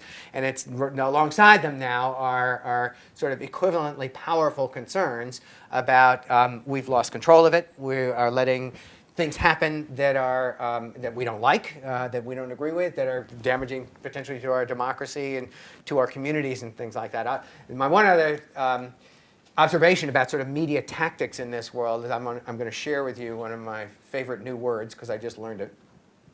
Agnotology. It's the tactic of sowing confusion. So the idea is not to convince somebody that you're right and they're wrong, or to convince them to change their mind or something like that. The media strategy, think of the Russian internet agency. Their tactic wasn't necessarily to convert people to one party or another. It was just to create enough confusion that some people wouldn't vote. And some people would sort of lose faith in the thing that they thought they might have a little faith in at the time. And this is, you can watch some of the troll activity, and you can watch some of the ways in which, it's particularly a big story breaks. And now there's a rush to help. Well, first to define the event, authorities want to define the event and get good ideas out there, but just sort of sowing enough confusion about what's happened, who are the perpetrators, how much damage was there done in the first place. There's this contested sense of who's going to be mayor of the hashtag, basically, and who's going to own the narrative, and that's now a sort of an intensified flavor of the way information environments now exist. So with that, I'm going to thank you. Enjoy your time at the Pew Research Center. And Thank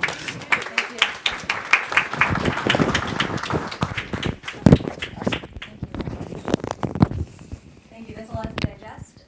So we're going to take a 10-minute break. Please come on back at 2:45. And there's thank you. Oh, and there's some refreshments out there. Please do be mindful of the fact that there are offices around here, people working. So try to keep your conversations reliable.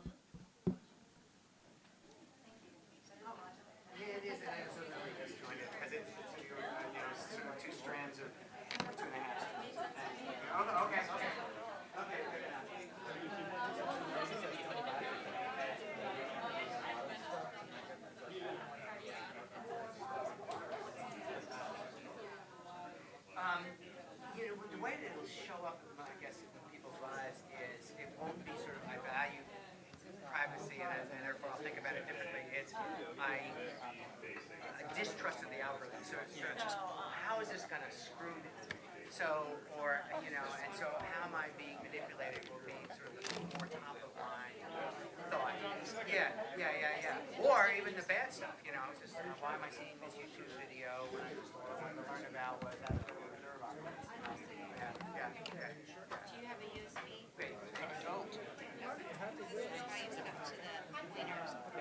Oh, I see what you're saying. Yeah, it would have to be. It works, so I don't think I'll need a pointer. I'll just flip it. You just won't be able to use that. Yeah. We're done. Yeah, great. Okay, do I need a mic? Yes. We'll give you a.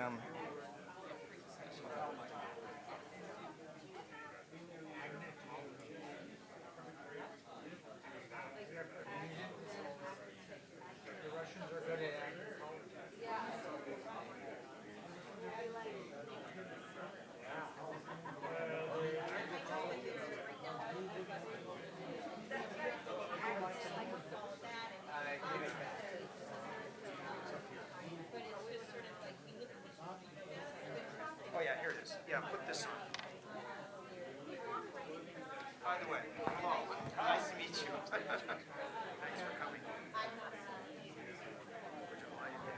is interested in what we're doing.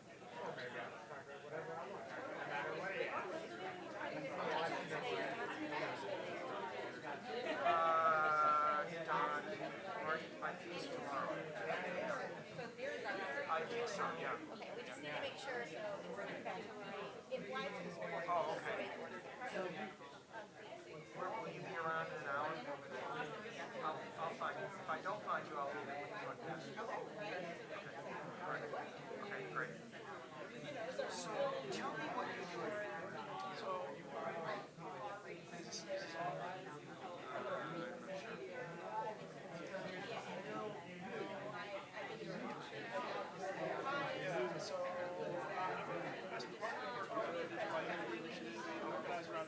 Good idea.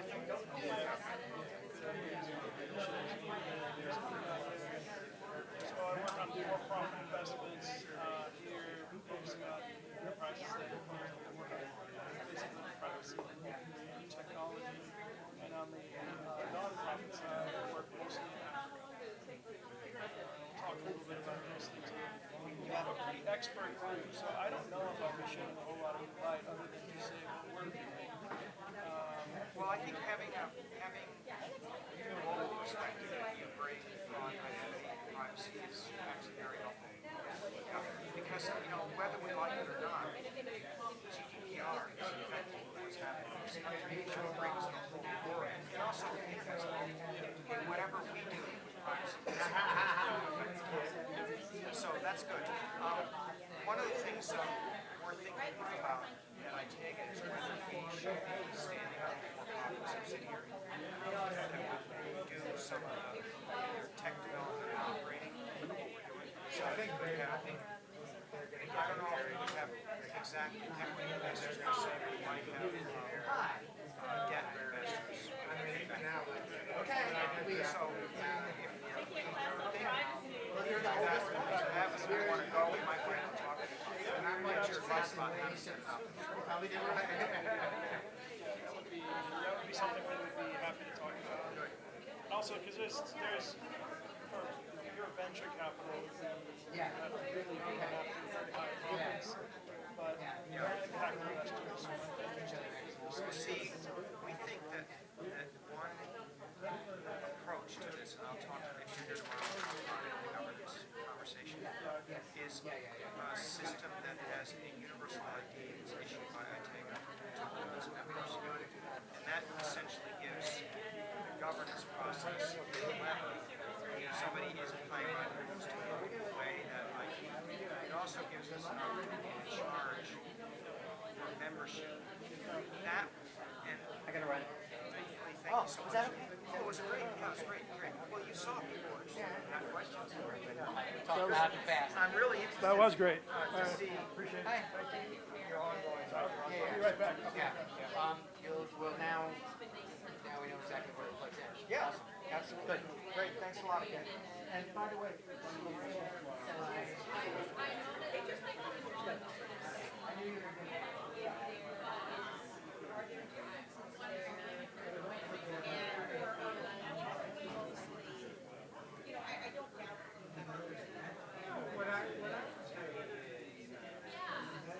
we'll try to get it all. You just let it clear out.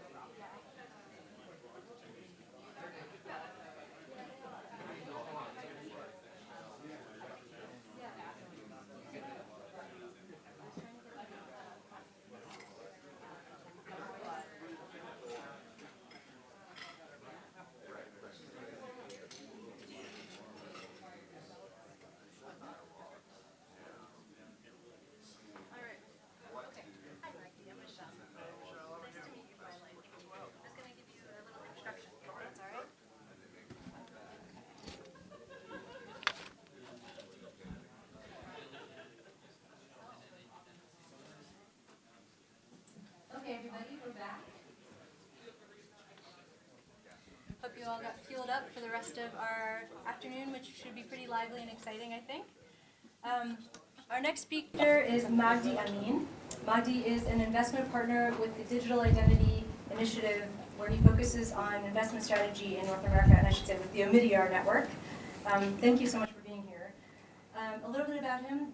Prior to joining Omidyar network, Magdi served in a variety of roles for 2 decades with the World Bank Group. Most recently, he managed corporate strategy at the International Finance Corporation, a private sector of the World Bank Group. And in this role, he supported senior management with strategies aimed at putting the private sector at the center of development solutions, including IFC's long-term strategies, engagement with multilateral development banks, and the IFC's Economic Advisory Board. So Magdi is perfectly suited to be here to address some of the questions that we are addressing today, and also the work that Omidyar has been doing some great work in this space. Thanks again for being here. Well, thank you so much. Very pleased to be here, and I'm using this mic. I think it should work. Let me know if not. Okay. I'm relatively new, as you heard. I mean, we've did a lot of strategy work in the World Bank or different roles in that institution that intersected with technology. But since joining the Omidyar network, certainly have had a lot more, and working with the team to develop a point of view. So Omidyar has a dual checkbook model that does for-profit investments in firms that do technology, and in our case, it's the Digital Identity Initiative, meaning that we went to the board and asked for some funds with a point of view and a theory of change as to what needed to happen in the sector over time. And so in addition to the sort of for-profit investments in early stage, typical seed or Series A funding in technology firms, we do nonprofit work, which is more around narrative or research to help influence the sector as well. And so all Omidyar network initiatives, if you look at them, generally work on empowering people, and they often involve markets and technology. And so when we looked at ID, the premise was there's this big gap of people, around sort of 1 billion people plus that lacked ID, and without ID, you can't really participate effectively in society. And of that gap, which has been closing quickly, particularly as India came on with the Aadhaar program, about half of that is now in Africa, actually about 47%. And a big part of that, it'd be Ethiopia and Nigeria. So it's getting down to a solvable problem. You see that statistic that 78% sub-Saharan Africa and Asia, but a really big portion of that is Africa. But then we realized that it's not enough to simply close the gap, because digital identity is effectively a dual-use technology. It can both empower people and disempower people. As we started looking at the remaining pool of people who lacked identity and thinking about how do we rapidly expand access to identity, we realized that in the wrong hands, they can be used for surveillance or suppression and digitally target people. And so we then thought about a more normative view, that not only about issuing ID, but making sure that any ID that gets issued is what we call good ID, and we'll talk a little bit more about that. The other point of view, sort of realization as we developed and launched this sort of initiative, was that ID is not only about formally issued IDs by governments, but it's really the data trails, our engagement with digital systems, and the fact that they are consuming such massive amounts of data that we're effectively targeted and identified by those digital systems. So it's both the formally issued IDs as well as the data trails, or the personally identifiable information, that is the subject of our initiative. And then, so if we think about the paradigm when we started, and we might adjust this now, this is probably a year ago, we basically saw that the norms were around independent functional systems that open one door at a time. There's not much interoperability between ID systems. Data is an asset. Individuals really don't have any control. So if ID issuers are issuing these physical artifacts, And the credibility of that issuer determines what the assurance level of that artifact is. And the other sort of the power in this system is also with the relying parties, because they're the ones that create the demand for those artifacts. And they use the sort of centralized databases. Individuals in this paradigm really have very little power and agency. They're essentially a passive recipient and depend a lot on the issuers themselves. We thought it would be important to sort of flip this paradigm and put individuals more in control of their data and their identity with the capacity to store, move, rescind, and manage access to their data, not only their identities, but their data, which is essentially the same thing. And that sort of individuals would have agency over a diversified set of credentials. A digital artifact still, not necessarily a physical artifact, minimize data with portability and more competition. And that relying parties use different technologies, zero-knowledge proofs, and trust frameworks, that then effectively this sort of combination of different factors in the ecosystem would empower individuals and essentially flip or rebalance the power in the system. And then as we developed this, sort of some research that either we funded or contributed to, the impact of this is massive. When we're talking about these digital identity systems, as more and more countries are digitizing, and a lot of my work is in Africa, extending full digital ID coverage could unlock 3 to 13% of GDP. And this is a sort of, I mean, I was not very, I didn't believe that number when I first saw it and interrogated it quite carefully and looked at the use cases. And there's one key assumption there, that this really depends on full utilization, which in turn, of course, depends on trust. People will use these systems to the extent to which they trust both the enrollment and the data storage and the privacy, the different elements of how these systems are constructed and managed and governed. There was an earlier study a few years ago that said 2/3 of the value is at risk if the trusted flow of personal data isn't established. So this added to our point of view and said, okay, yes, digital identity empowers people and is an increasingly essential tool for development. And the use cases are many. Lots and lots of sort of fairly rich, whether it's the time it takes to become bankable in the sense of KYC requirements. If the cost of KYC, know your customer regulations in the banking system, anytime you apply to a bank loan, there's a know your customer process. If that's long and costly, then it's expensive for banks, and therefore the individual consumer required to make that process justifiable economically is fairly high. If you can lower that cost, then a lot more consumers become bankable. So if we're concerned about financial inclusion, digital identity helps. If you're concerned about corruption, we've seen massive reductions. The ability to target beneficiaries as opposed to, I was last living overseas in Egypt, and I enjoyed the cheap fuel and cheap wheat that everybody did, even though I wasn't sort of World Bank or IFC employee as an expat there, because the systems weren't targeting subsidies. Everybody was getting them. Digital identity allows you to target the subsidy down to the individual, right? And the cost savings in India from fuel subsidies were just tremendous alone. Sort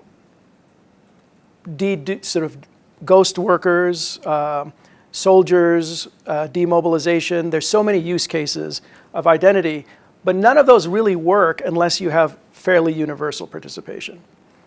If you're talking about ghost workers, for example, and only half of the people are in the system, you just can't use that use case. You need all of them in there to verify that, sort of assure that you actually are removing duplicate workers from the system.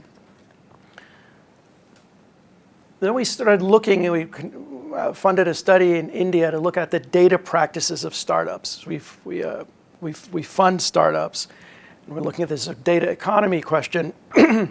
We found that, the question of consent and data points. There are consented flows, and there's data that people enter that they then generally have to apply consent to. But that's a very small fraction of what data is actually being gathered by the applications of those startups. We're finding that 1,000 data points per 10-minute session is not uncommon. And these are observed during usage. And then in the background, 50,000 data points are being captured. And it could be across a wide range of access processes. And generally, users are accepting 95 up to 98% of the terms that they're provided for, including location data and all forms of permission is given. So consent isn't meaningful. Just sort of pass through almost universally, people are consenting. But the firms are actually only using 5 to 20% of the data itself. So there's this out of sync processes of collecting mass amounts of data by industry without consent and without meaning, without actually, there are liabilities being created unnecessarily. And I think you heard enough about this in the last session, but we also took stock of some of the literature around trust, find that consumers see the threat to online privacy as a crisis. The word crisis is striking here. And 2/3 of consumers say it's important to them that they be in control of who get information. 65% say it's very important to control. ODI study, 94% of British consumers say that trust was crucial in deciding whether to share personal data. And currently only 1 in 10 trust the social platforms. So we have a trajectory that is starting to create some risks of disengagement. Right? So the kind of distrust you see of institutions is starting to bleed into, sort of supported by the various crises that we've seen, and there's certainly no end to those. I've been a part of, probably 7 of the major 10 hacks. I don't know, there's a lot the data breaches that are out there.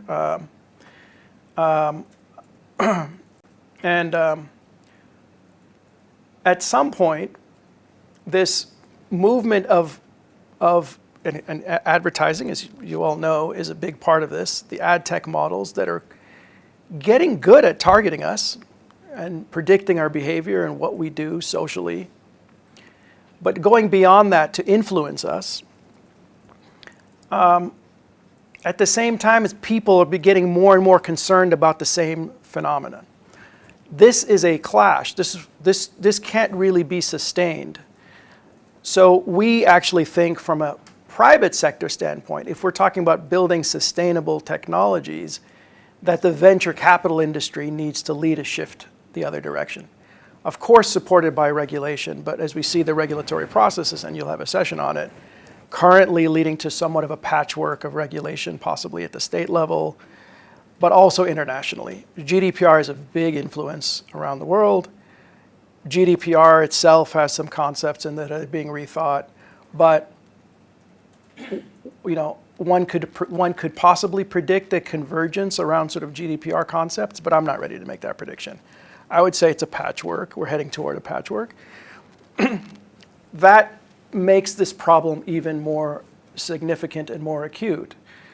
So how do we shift from this race to the bottom of industry requiring and demanding more and more and more data, and people pulling more and more back?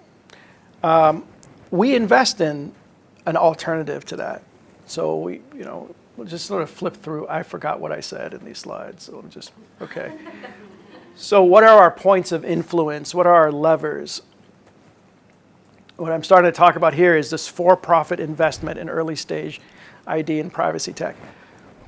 Most things that firms would like to do with a little bit of extra work can be done in a way that is more privacy enhancing and respecting. So for example, when I just mentioned the fact that I've been a part of a number of data breaches. There's threat intelligence and data breach services. A bank who's concerned, like my credit union should have been concerned, about their data going out into the dark web and being sold, can hire a service, but typically you would need to provide your data to that service for them to protect you from that data being stolen. We invested in a firm that does it without requiring your personal or without storing your personal data. They essentially create fingerprints or hashes of that data of the client, and they're continuously hashing, creating fingerprints of the dark web, and when they see a sort of fairly high confidence correlation between those data sets, they go back to the client and say, look, you are likely to have, with a fairly high degree of confidence, been breached. So we have other investments in Learning Machine or DigiMe or others we can talk about. That's a firm called Terbium Labs.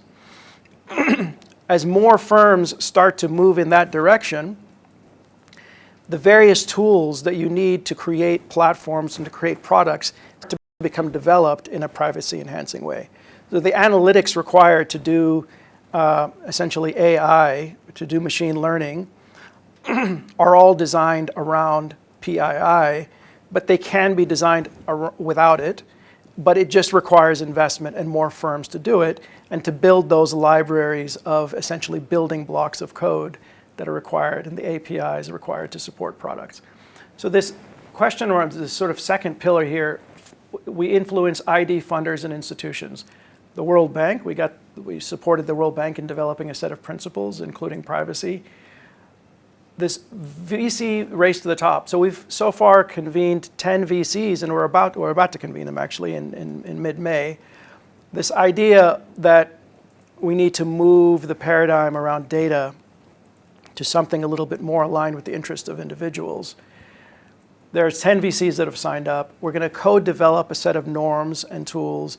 We're going to go to the next stage and say, okay, if these are the 10 ideas, to give you one example that somebody might throw out, as we've heard, auditability.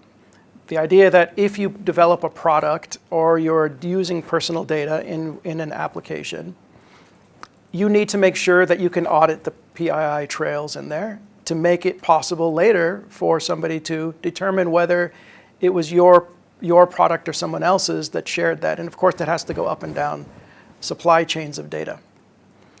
Auditability and traceability is one potential principle among these ones that we would agree to. Once we've agreed on the principles, we'll then take the next step of developing tools and reference material so that the investees of those VCs will not only be able to know what we would like to see, but also have the tools to be able to come into compliance over time. So we think it has to start with VCs because they have an outsized influence in shifting the direction of future technology. If you try to go down to the technology level, there's just too many firms, as we saw in the India case, that have far too many bad practices and signals. Obviously, the regulatory framework is super important, but as we see the direction it's taking, we could try to influence that as well. In Africa, we're working on norms around sort of data protection and privacy as well. And we're trying to shift the narrative. There's a movement out there we've supported called the Good ID movement. They're meeting in Nairobi, which is why you're not seeing Thea Anderson in front of you, my colleague. But so there's meetings, and the last one was in Boston. The next one is in Nairobi, and then there's another one in Thailand in the future, where we're trying to essentially co-create and co-develop what does good ID mean in specific contexts. Go into a little bit more detail in some of this. So in Africa, we're trying to sort of the current draft of the principles being discussed by various people is when you develop ID systems, they need to be designed for inclusion, designed to implement with the rights and interests of individuals, people at the center. This ownership one is very controversial. I think we would probably back away from some of that. But the issue here is that identity data is being taken out of Africa by vendors, for example. Vendors get into situations they might not get paid or may not like the terms. They've taken the data overseas to France or some other country and actually not given it to the country where they're collecting the data. So that to us just needs to be outlawed. But what we don't want is this to mean data localization, and even the word ownership as applies to data is very problematic. So we need to somehow convey the meaning of it with some different language. Interoperability. So as each different country starts to put ID systems in place, as well as banks and telecoms and everybody else, unless there's some standards put in place up front, it will be very hard to stitch together. The continent has just signed a free trade agreement, but to create a digital common market above that free trade agreement requires interoperability of those ID systems. Europe has done a decent job with a very complicated process, but a good process. And we think there needs to be some work on that. Systems should be developed with the aim of strengthening civil registration. It's not a zero-sum game. You either go the digital ID route or the civil registration route. It really is a complementary process, and that both need to be strengthened. Privacy, security, safeguarded through legal and regulatory frameworks. There's only 15 countries, or 15 or 17, that have data protection authorities and data protection laws. And then vendor neutrality and open source wherever possible. So those are some principles, but each of them needs to then be articulated and developed and strengthened and then implemented at the country level. I'm not going to go through all of this, but we're talking about the private sector again. Really, we would like to see privacy go from a matter of compliance to actually a business model where different tools are developed, board level risk committees, cybersecurity insurance, other sort of elements of normal business where privacy becomes a matter of business, just like environmental or even just general good governance in firms.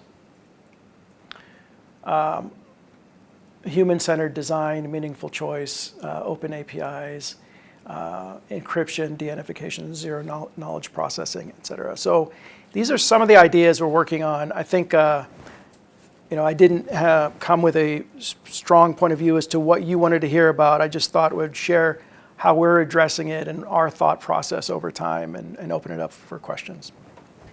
Yep. This is really for the live stream, so just if you want to ask a question, raise your hand, and then I'll eventually get you the microphone. Yep. Great comments. And research you had there. Just want to challenge that I've had, and looking at startups in the U.S., they are the mindset: more data, the better. And part of it is their business model is going to evolve too. So there's that inherent tension. They want to have that. At the same time, I've met with several VCs, and they want to know what the data strategy is for the company. So while I agree with your goals, I think there's that tension. I don't know how to influence those VCs. I've tried to have that conversation, and they just look at that as the long-term revenue upside, and especially in case that when that VC has an exit strategy, that data can be really valuable for another company. So that's just an observation. I wonder if you've had any other thoughts on that or perspective. Well, I guess the best advice I got on that, also 2 or 3 points to make. First of all, we put this out in a blog about a month ago. We had a launch in a workshop or conference on identity in Las Vegas, and 10 VCs have agreed to join this. And sort of, we think we haven't really done any major outreach or direct VC to VC outreach. I think I've only had 2 that said, we don't really want to be part of the thinking, but when you got the thinking, come back later. Nobody said, no, we're not interested. So I think there is some latent demand for this. Now, later on, when it comes down to doing it, yeah, we might face some countervailing forces. And I don't see this as declining or limiting profitability. I do see the amount of venture capital in the market is massive. The funds are very large, and everybody's looking for these patterns that they've seen in the past. Sort of these unicorns, the Ubers, and all these models are data-driven. But all those models could have been done in a way that protected privacy too, without really compromising. Maybe some short-term compromising, but in the long term, I do not believe there's a compromise. In fact, I would say that the other element to think about, those VCs should be thinking about, is risk. The risk of disengagement and the risk of regulatory fines. And we're starting to see those actually start to matter. I think Google has now racked up $10 billion of fines in Europe, some of those from an antitrust standpoint. But only recently you finally saw, lo and behold, Google rethinking its ad tech model. Wow, you know, why? Maybe it's because of $10 billion of fines. I'm not so sure. But it might have been because actually Google is interested in this. At least their venture unit is. So I do not think that, I think from the risk standpoint and from the reward standpoint, which are the main things that matter to VCs, there are good arguments, and we'll see. You know, I agree. Once in the end, we're probably going to have to go to some of the biggest VCs who have been driving the biggest sort of data-driven models of some of the biggest successes. And let's be clear. I mean, this data has driven the most profitable companies that the world has ever seen. So, yeah, we're not taking this lightly, but we do think that the ground has shifted both at the policy level and the consumer level. You made the business case on a avoid penalties process, but can you enunciate the business case as to why venture capitalists should care about privacy? What's the upside for them in protecting privacy? And how does a business model derive out of that? So it's the other side. So it's indeed there is a penalty coming associated with some of this, as we've seen, but that's not the entirety of the business case. The business case is that consumer preferences have changed, and that if people think they should be selling to today's market, we think, especially we're talking about early stage bets, the products that will emerge in 3-5 years, we need to anticipate that the trends we're seeing around data and privacy and consumer preferences, distrust of systems that don't protect their privacy, basically becoming more and more central to the market. Those are surveys, and yeah, there's still a lot of behavior that goes against the surveys, but increasingly we're seeing behavior follow those surveys. So they should be selling into tomorrow's market, not today's market, and tomorrow's market is very privacy sensitive. That's from our standpoint, that the business trajectory is as compelling or even more compelling than the risk of having data as a liability. So what's the, administratively, how does that all work? So they've basically signed up to support that there's a certain framework around data handling that should govern companies they invest in, and then do they commit to invest at certain levels, and then do they commit once they've invested they'll manage to this code of conduct? I mean, how do you actually facilitate the work of the VCs to drive something that's really sort of almost like a public policy framework? Right. Okay, that's a good point. So there are different ways to do it. If you look where I was before at IFC, we have something called performance standards. So performance standards are 10 ideas, often around environmental and social safeguards. But let's say environmental safeguards. When you go look at a firm, and let's say they don't meet some element of their safeguards around, let's say, effluents, the treatment of water effluents, let's say, that coming out of the firm, if it's a processing plant of some kind. What would happen is that they would need to come up with a plan and implement that plan over time to come into compliance, to qualify as part of the process of receiving the investment. So if it's debt, it would be in covenants. If it's equity, you would do that. You'd govern it through your board role. So we're not saying don't invest per se. If firms are willing to move in the direction of the tools, the principles as defined, and these are going to be co-developed, all right, so co-developed with the group. We have our point of view. Others will have their point of views, and we will come out with a set of norms, which we then translate into tools for assessing potential investments. Later on, tools for the actual investees to comply. Where would they get help in designing products with those norms in mind? We have something else within Omidyar called an ethical operating system, ethical OS, which goes a little bit beyond data, but it's essentially asking how can your product be used for harm systematically across a number of areas. So as a VC, you're asking your investee, you're looking at these practices in your investee just as IFC or other banks would have used those performance standards to assess how environmental or corporate governance is handled. And in the case of those performance standards, they went global into something called the Equator Principles. So all project finance now, pretty much almost universally, apply these Equator Principles, which are essentially environmental and social safeguards. In our case, we would love to see that kind of sort of viral spread. We don't know if that will happen or not. But essentially getting more and more VCs on board with this would shift more and more of the market to those norms and those behaviors by applying those filters to how they look at the next investment. If we wanted it to go to scale faster, there's a group out there called Just Capital who we're talking to, who's put these ideas, not these specific ones because they're still underway, but similar ideas into an index. So they rank firms on an index and they put an index together and they find that their index that of those firms that are adhere to the JUST framework outperform the market. So there's different ways to create more incentives for compliance. But administratively, it's essentially VCs applying the framework to how they invest. Quick question. We are thinking of auditability as well, so there could be external audits, but those are all to be determined.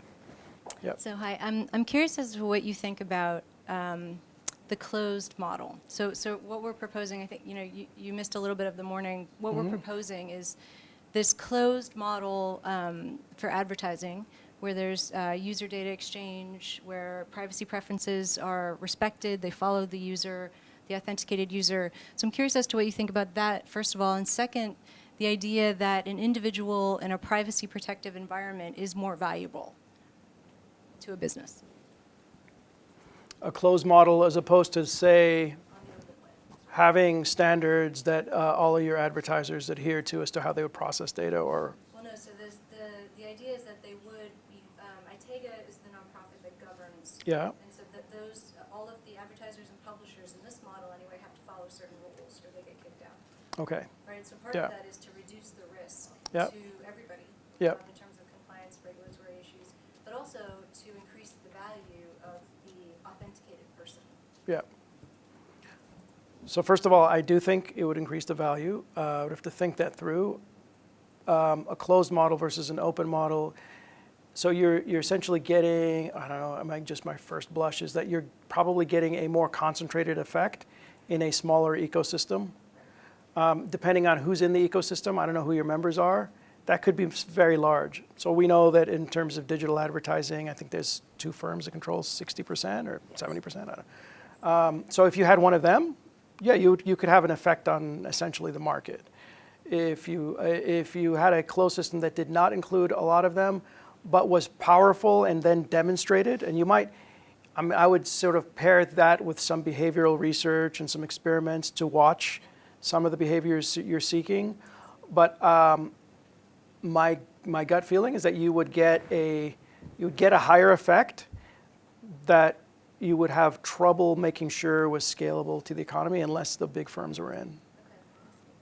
Yeah. So that is one of our challenges, and one of the things we're trying to do, is come up with standards that would be scalable. Yeah. Right, Yeah. and that is, of course, the rub, but I think very possible.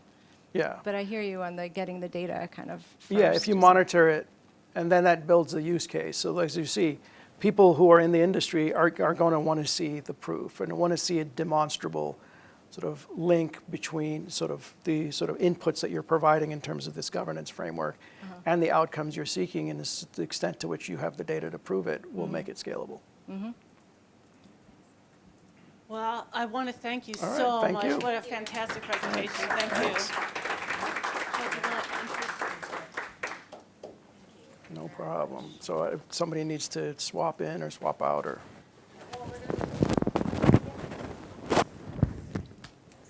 no problem.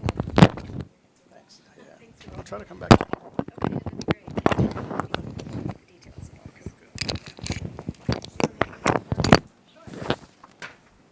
So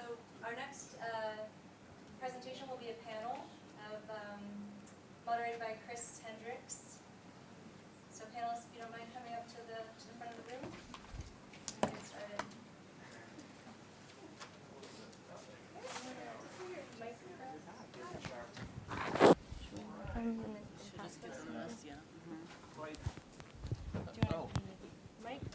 Well, we'll play past the mic. Pass the mic.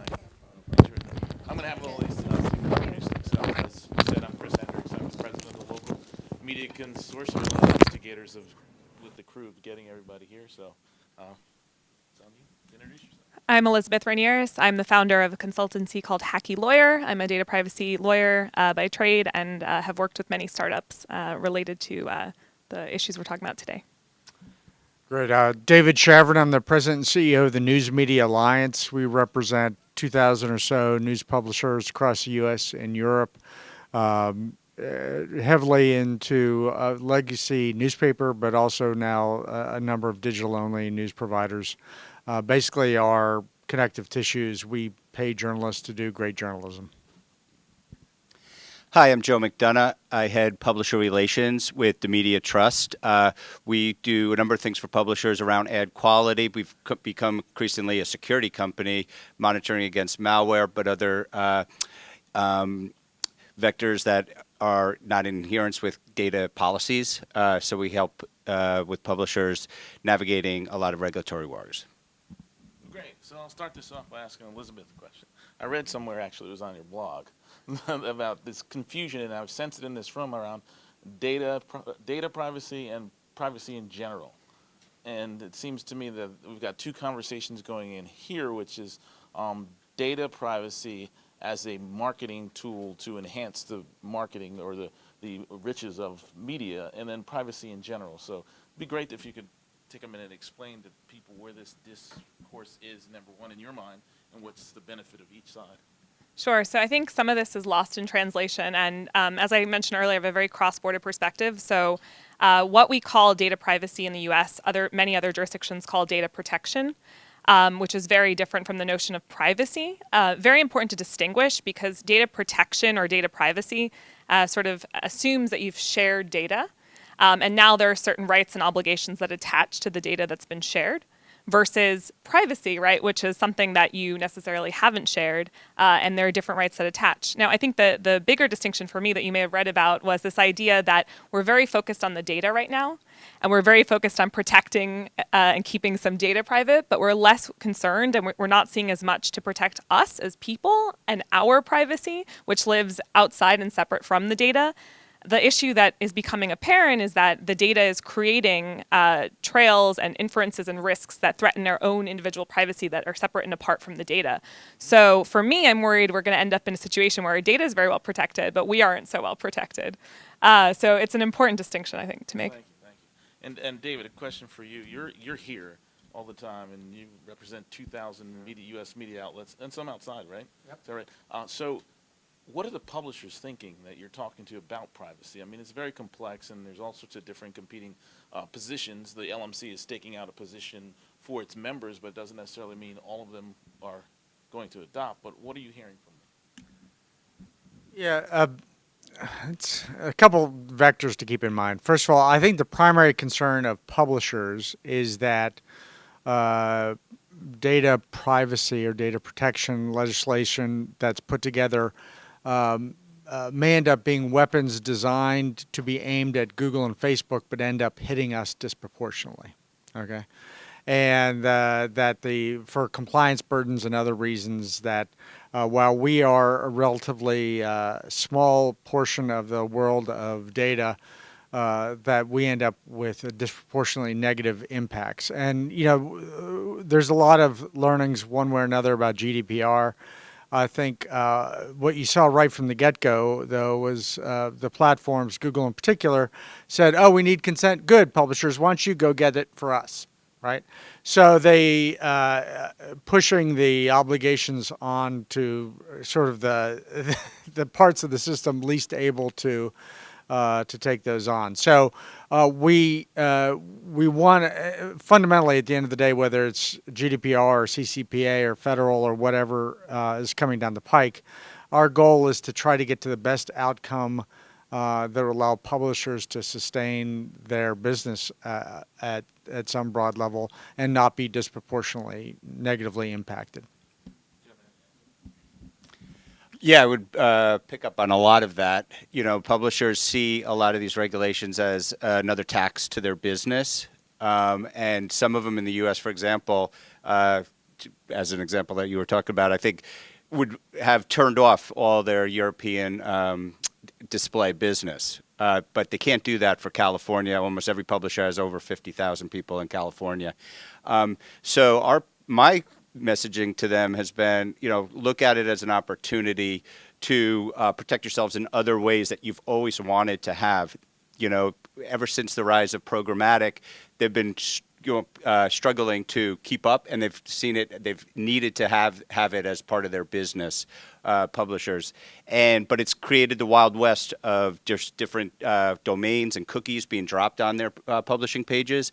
And so there's other use cases other than just saying, okay, make sure you're in compliance. There's other things about protecting your business against data leakage, latency on page. Why are all these things happening on my page? Another use case would be so many publishers are now getting other revenue streams, such as subscriptions or even selling product. So if all these other vectors can come in and create a problem about tracking, but they could also create problems about stealing that PII, and that's credit card information. And then it becomes you're the next Marriott who has allowed all these credit cards. So if you bundle it in to other use cases that can protect you, but also maybe protect your direct sales business against data leakage, then the conversation about compliance and implementing solutions becomes more tenable. David, you had kind of a thought on that, was the self-regulation versus the policy regulation, and do you really believe and think that something's going to come off the hill that's going to be beneficial to publishers and evenly beneficial to advertisers? It seems they have the upper hand and are pushing hard to stop all this. Well, there's a lot in there. First of all, we have to separate politics from policy. The people in this room would get very appropriately engaged as to what a law might say and what is it, data protection, is it data privacy, is it all those things. Politics is not that subtle. The politics around this is, are you for or against privacy? And you have to answer that question, right? And CCPA in particular has become this sort of weird political totem to where you're either for it or against it.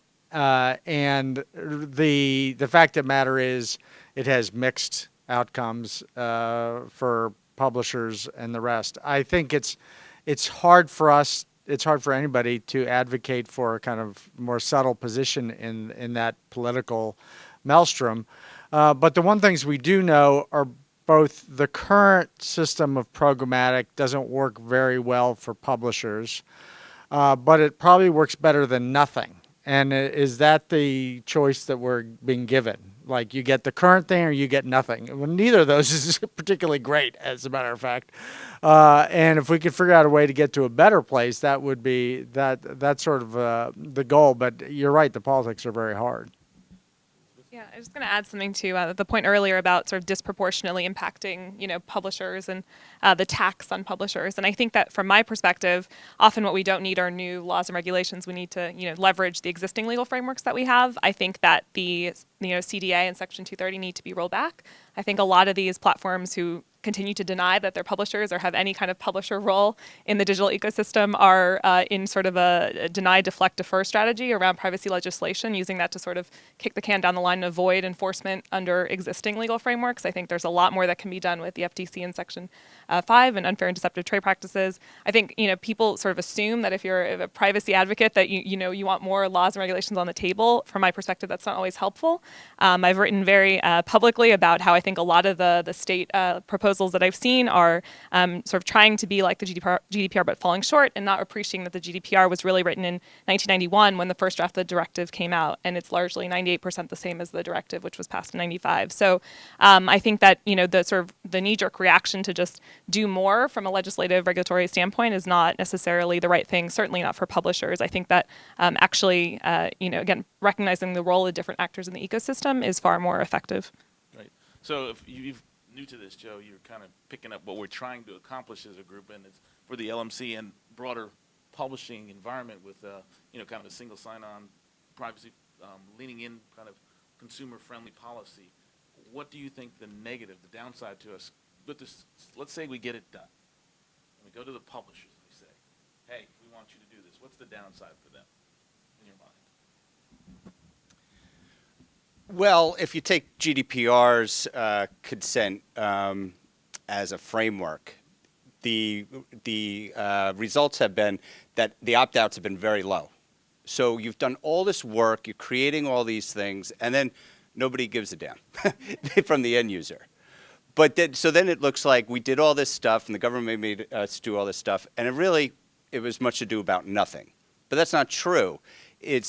Consent is just one level of the actions that the publishers need to take. This is a real actual opportunity for them to take control of their direct business or even their programmatic business, and again, have more control, because consent's one thing, but a large portion of these regulations is about knowing who you're doing business with, right? I was just at a huge publisher here in DC yesterday, and I had to show my ID, I had to sign it, I had to do all these consents just to go to their newsroom. I wouldn't steal anything from there. But if I go to their site as a bad actor with a vector from a widget or an ad placement, they don't know who we are, and I got access to their whole business, which is much more important than their newsroom, right?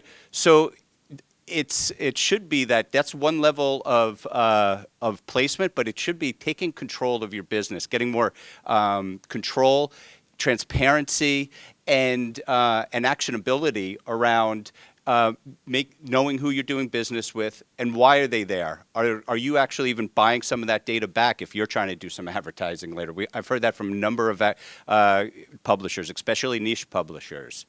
So it's an opportunity to kind of just put in some frameworks that's going to create better business outcomes for you, not just be, what a pain in the butt this is.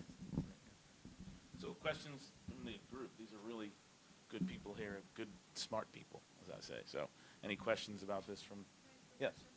So you have the legislation, you have regulations, and I know that they're all trying to curb certain behavior, and I don't want to be negative, but they're not always entirely successful at boxing in the behavior that's intended. I mean, David referred to the consent that was just passed on because of the market dominance of the two dominant players in this space.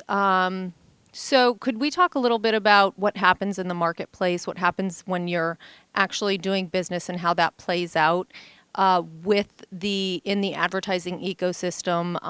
I know David can talk to this, but as well as the others. Wow, she shows extreme confidence in my ability to talk about that. Yeah, I tell you what, let me take that to where since we're talking about news publishers, let's talk about them in particular, because at some level, we're just a small piece of the world of data flowing around. But we are unusual, and we're unusual in a couple respects. We're the only business listed in the First Amendment, probably the only business listed in the Constitution. I'll have to go back and check. And we play this role in civic society, and that's critical. And that essentially right from the get-go, we were supported by advertising. And we had we still have this trusted relationship with our readers, where basically that's what they're buying from us. They're buying from us something they trust has value, right? I mean, that's essentially what the transaction is. And is that relationship somehow special and deserves special treatment in a world of privacy protections? We're obviously going to argue that it is. I think one of the concerns you have from all the legislative outcomes there is that as a rounding error, yeah, we're going to smack news publishers too, and too bad if a whole bunch of local news publishers go out of business because of it. Well, that's devastating to a whole bunch of communities. So I think we're going to be making the argument that we have a particular trusted relationship with readers, and they trust us, including with their data. But it's hard, and again, the concern is always we get rolled over in some disproportionate way compared to the others in the ecosystem. So I don't know if that get at your question, but that's what I wanted to talk about. So there you go. Well, one of the things we're also a bad actor in the ecosystem too, because we allow everybody to place all sorts of widgets on our sites and don't really police those at all. I mean, we are bad actors in a sense. We're trying to clean up our act, but this will be the first attempt to do it. If we come up with a policy or an agreement with consumers that is more friendly and dictates what we will and won't do with their data, we're going to have to clean up our own act. And the others around us are going to have to clean up their own act or risk some sort of penalty, whether it's, in this case, if it's our own system, be booted out of the system, according to Bill, right? Where's Bill? Or, you know, if it's some sort of policy that goes through, it really be subject to some sort of penalty. So it's not to say that we're clean. We're not. But we do recognize the problem. Other questions?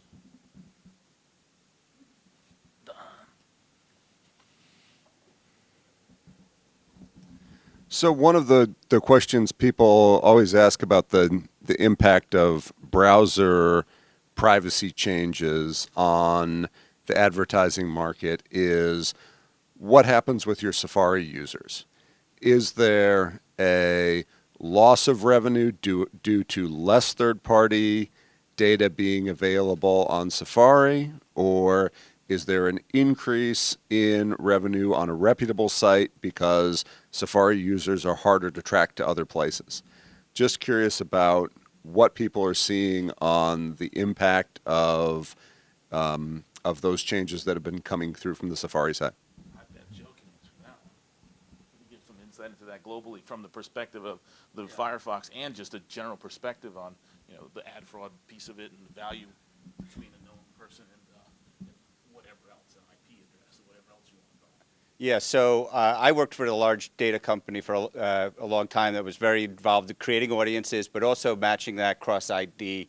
And the advertising community obviously likes that, to be able to cadence their messaging, that they don't overwhelm me on my desktop at work with all their ads. They can basically have a couple touch points there, touch me on my phone, my tablet, and then my home computer. So those touch points are valuable to advertisers, obviously, for obvious reasons. And if they're not in play, it's just going to create a little bit more of spray and pray for advertisers, which they don't like. But also on just from a behavioral perspective or a location base, it's very valuable for advertisers. So if you are a publisher and get that valuable audience coming to you, then you're going to have a good CPM programmatically. And if those touch points and those audiences have now been diminished or even expunged, now you're going to have to make that up with all your direct business or hopefully actually with better implementation of contextual targeting, which is often actually the best type of targeting. That's another story that I've always found that contextual targeting is actually runs better, but the appetite for, you know, sophisticated audience targeting is extremely strong. So if that's diminished, then local, you know, especially niche publishers, smaller publishers that aren't going to get that direct sale, they're going to be impacted. And not all of that is nefarious. You know, consumers actually do want that, and it goes beyond just the old story of Zappos following me around with this pair of shoes that I already bought last month. You know, it can be a little bit more sophisticated, and they truly are audience-based that PII is, for the most part, stripped out. And most people like to that opt-out scenario in Europe, you know, accept that. It's just when it gets out of bounds and when the concern is using that for, you know, who am I going to sell this bank loan to or not, or this insurance and life policy. There's a lot of, especially in pharma, third rails around that. But when it's properly implemented, you know, it's proven that audience-based marketing has its place and has its efficacy. And, you know, you don't have to throw out everything just because of the one concern of somebody having, you know, being put in an audience and then the PII is re-engineered back in, and they know that, you know, I've got a terminal disease, so they're not going to sell me a life insurance policy or something. You see the stuff that comes across my TV because of OTT and matching to my email address now. It's amazing what I'm seeing. Yeah, and well, OTT, advertisers are clamoring to scale that, and it's still not actually, it's just at its infancy.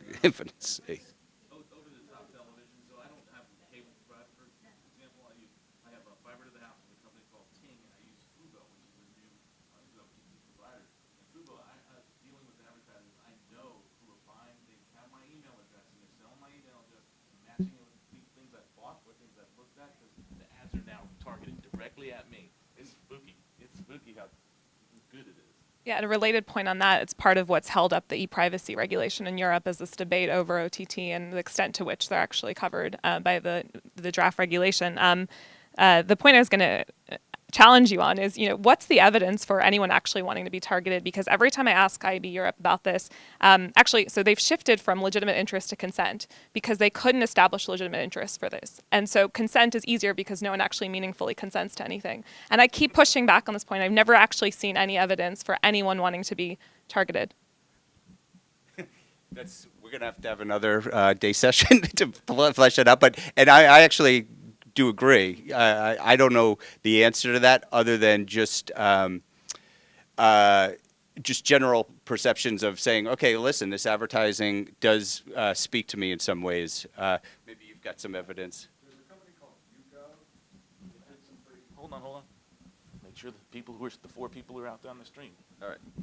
Yeah, there's a company called YouGov that did some pretty interesting user research on this.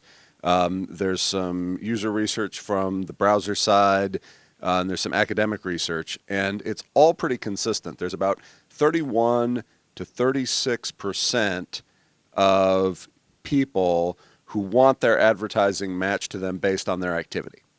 So and then there's another little over a half that have an aversion to it. And then people in the middle either don't care, don't understand, didn't understand the question, whatever. But it's remarkably consistent across studies. There's this about a third of users are these, quote, personalization pioneers or whatever the market segment is, who want to see those ads matched to them. And then there's the majority of users who prefer not to see ads, quote, following them around.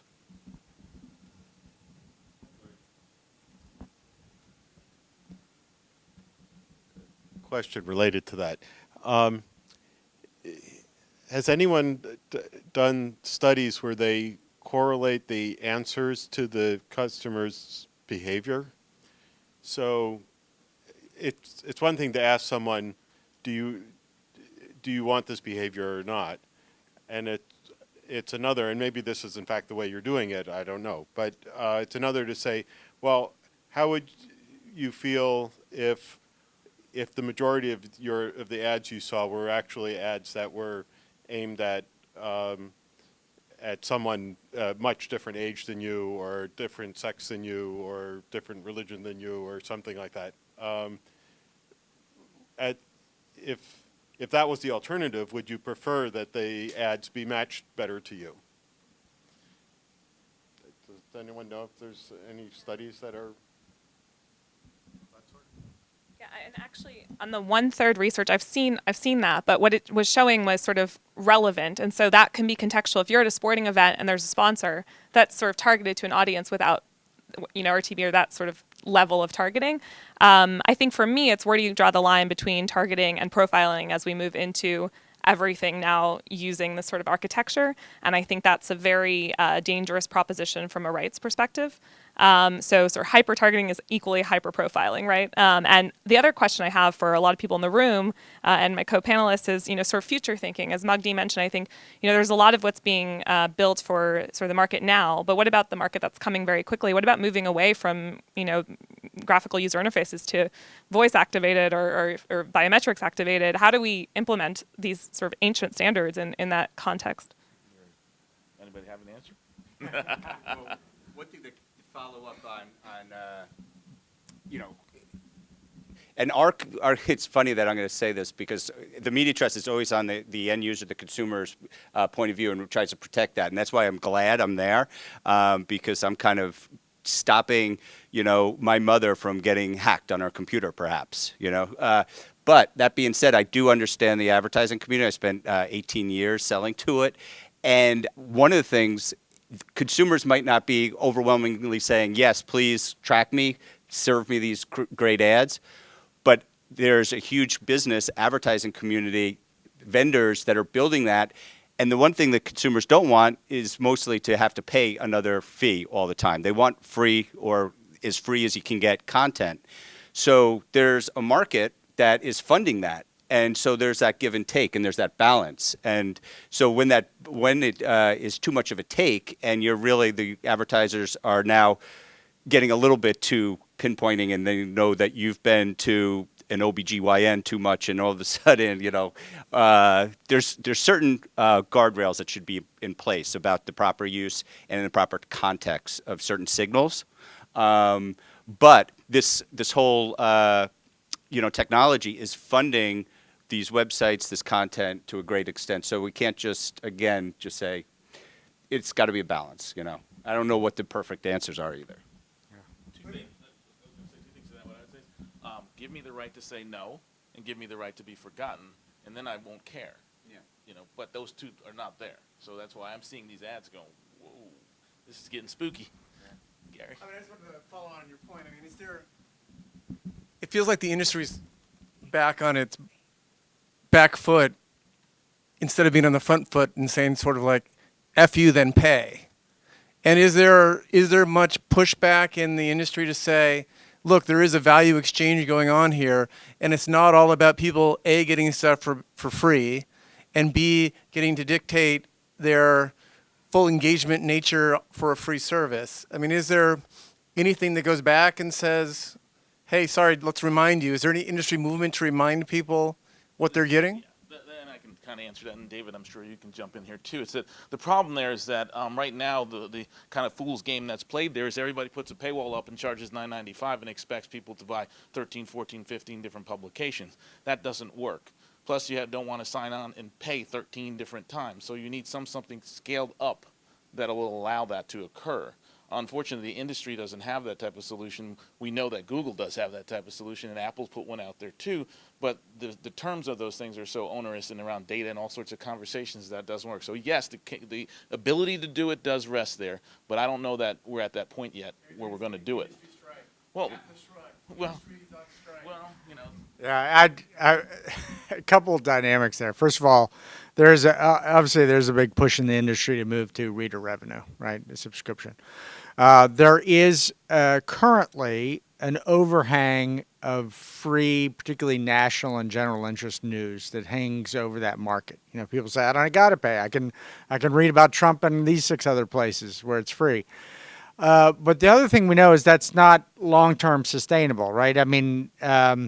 Information may want to be free, but it turns out reporters like to be paid, weirdly. And that if, as advertising is suppressed or tails off as a revenue source, then you have to get to pay. Now, there's a couple of implications about that when you get to news business. When you get to news and journalism, that also means, by the way, that ultimately some people get and some people don't get. And you got to be, as a society, we got to be real comfortable with there being segments that don't get and don't get at least the quality news. Maybe they get free garbage. But currently we got these massive imbalances where there's still a lot of what people perceive as is free news. I was on the Hill actually talking to a staffer and, very educated, thoughtful news consumer at some level, but said, I'd never pay for anything about, like a hurricane just hit, and I forget where the hurricane just hit. I'd never pay for news about that. That's always going to be free, right? You can always get that. And I was like, there's got to be who's paying the reporter to stand there with the wind in their face? It's actually not free to produce, but this perception of there's so much free out there I don't have to pay. There's a market imbalance that's going to have to work its way out, and that's what you're fighting against as well.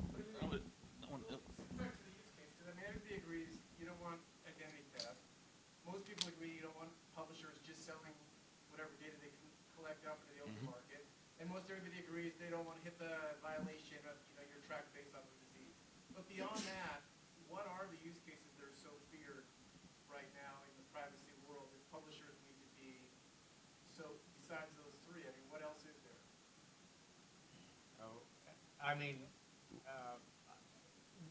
Once you start getting into AI targeting, it goes into all sorts of really weird places where they're deciding who gets exposed to what kinds of value and content that in ways you can't even anticipate. So I think particularly these AI trained systems that are kind of matching your preferences, you'd be shocked at what they could prefer regarding gender, sex, a whole range of things. I think there's a lot of dangers that are really unexplored still in terms of machine learning and targeting.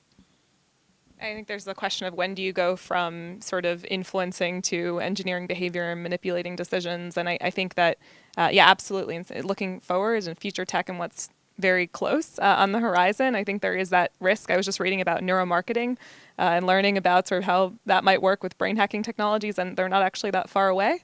Again, moving to different interfaces and different technology stacks. So I think that now is sort of the time to rein it in before we're past the point of no return. I just do what Google says. No, I want to back up to one thing you said, which was around we as a society having to make decisions about who gets news and who doesn't. We've already voted on that because there's so many disenfranchised communities. I look at it this is an opportunity to actually turn that around and go in another direction where we can go back and reestablish news outlets in these neighborhoods that have been left behind, or cultures that have been left behind, more so than we as a community have to make a decision. I think we made that decision long ago when we left communities already. Even our newsrooms, we know, left communities behind and don't cover them. So I just want to make that point. Yeah, that's a good point. Other questions? Well, this has been fun. We appreciate it. Thank you to the panel. Thank you.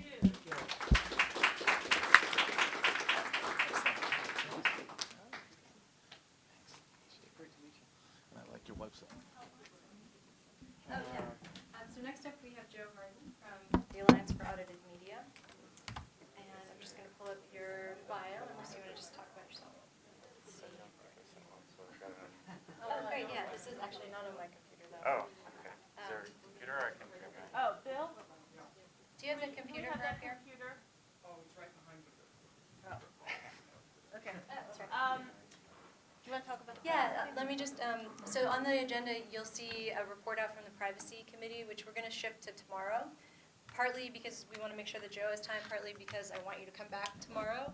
And that is perhaps one of the more controversial aspects of this work, so I really want to hear feedback.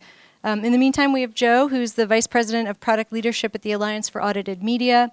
There he leads the development of AAM products and services that serve evolving client needs in traditional and digital media. Thanks so much, Joe, for joining us today. Thank you.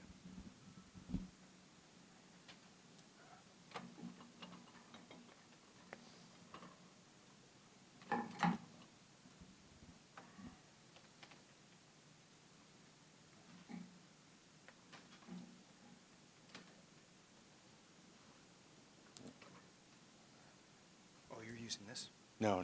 Yeah. Yeah, I put So you should be online now. Yeah, we just want to put the mic so you can hear the live stream. We're still live.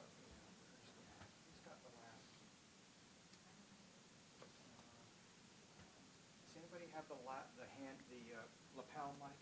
Oh, it's under the... Yeah, got it.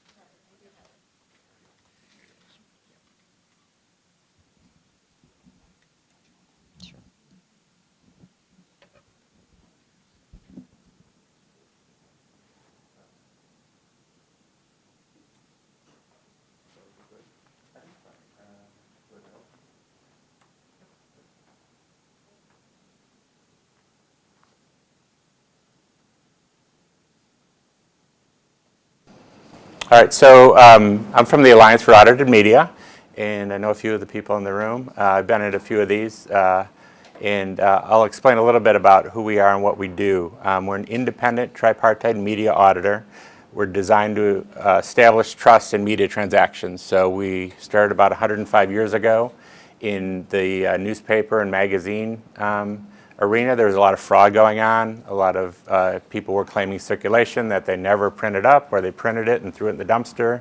And so there was a a problem with that from the advertiser's perspective, that they weren't getting the distribution that they were paying for. So AAM was called the Audit Bureau of Circulations way back then, or ABC, you might know us as.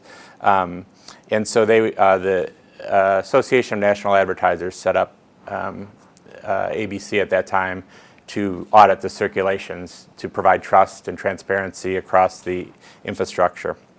And it has, in the print world, most of our clients are traditional print publishers, and we also do digital audits as well in what they're offering there. We are independent and we're tripartite, so we're industry owned and we're not-for-profit. In 1996, we actually started doing interactive audits under the ABC Interactive title. We have on our staff CISA auditors, which are Certified Information Systems Auditors. So they're specially trained in looking at information systems, how those are audited.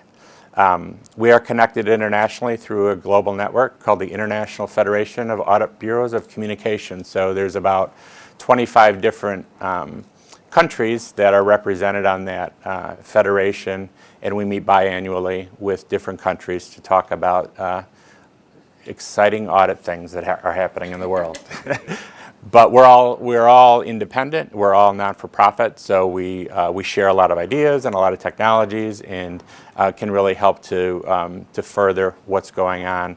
We're the largest in the world. We have about 150 employees and about 2,250 publishers in newspapers, in news media, consumer magazines and their websites, and then business trade journals as well.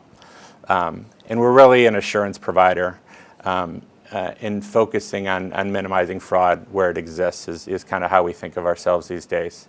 I talked about our tripartite structure. It brings objectivity and collaboration. So on our board of directors and our clients are representative publishers, ad agencies, and advertisers. And what that brings is through the audits that we produce, it adds some teeth to the audits and what they are, because we publish the results. If somebody's out of alignment with the numbers that they stated, everybody knows about it. And so make goods have to happen, and then their credibility is questioned by the people with the money, is kind of how we think of it. So the advertisers have a lot of weight in the organization, and it's ad driven. Actually, our chairman of our board is either from an advertiser or an agency by our bylaws. So, but they're well represented. The publishers are well represented as well. And so as we have participated in some of the discussions here with ITAGA, it overlaps a lot with what we're doing in digital, and so I thought I'd talk a little bit about that and talk about how we can help. The industry has a media quality crisis, which I think a lot of people know about, and we think about kind of three large buckets of websites.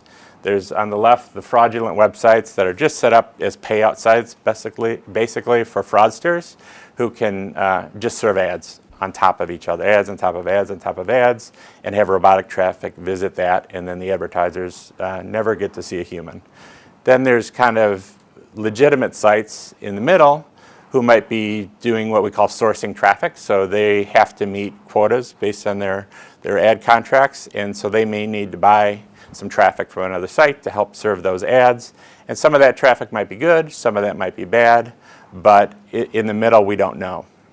And then there's legitimate publishers who make up really the vast majority of our current clients, who have good business practices, who work with legitimate partners, who vet those partners and so forth. And but they're thrown in with all the other options out there for advertisers. So yeah, the reds are bots if you can't see those. Thank you. If you're a marketing group, I'll let them know that. It does. It probably is, actually. So what we do is we have this new assurance solution, and what it does is it differentiates quality publishers with a third-party audit. So we come in and we conduct a publisher-based audit on the websites, and it really helps to separate out those questionable sites those that are legitimate but might be sourcing traffic. We can kind of identify that and help them with their processes and who they're using to source with.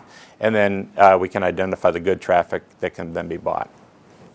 So just a high-level overview of what goes into a quality certification audit.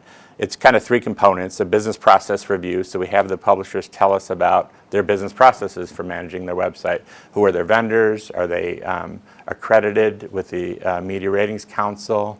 Do they source traffic? And if they do, what are their sources and who do they work with? Are they paying the writers based on page views to their site? That could be a red flag that says, hey, if you're paying somebody based on the number of page views, they could be buying traffic on their own to kind of be funneling that traffic into the website. So we look at their business processes and understand them, and then we put a piece of code on the pages of the site where we get a data feed where we can identify suspicious looking traffic, and we can look at the files ourselves and audit it essentially. And then we verify the quantities that they're getting in their own internal analytics, Google Analytics or Adobe, whatever they're using. So we kind of look at these three areas, and we are able to conduct these audits and get familiar with every publisher, and then we continuously monitor them. So that's important, because anybody can look good for a couple of days, but if you're fraudulent, you're going to be fraudulent if that's part of your business model along the way. So it's important that that is a continuous process.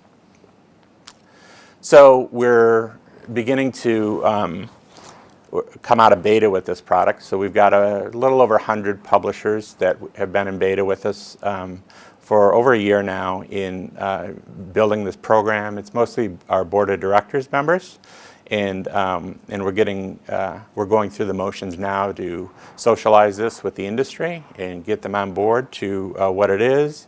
And to accept it as a different way to look at publishers and how they how to differentiate good from bad publishers. So how we're going to manifest this is through our quality certified domain list. So basically we're going to be creating a domain list of those publishers who have passed, who are in the audit publisher audit process. We'll automate that distribution through ad exchanges. We talked with the IAB Tech Lab about somehow working with the OpenRTB spec, whether that's how we do that, we're still kind of discussing there.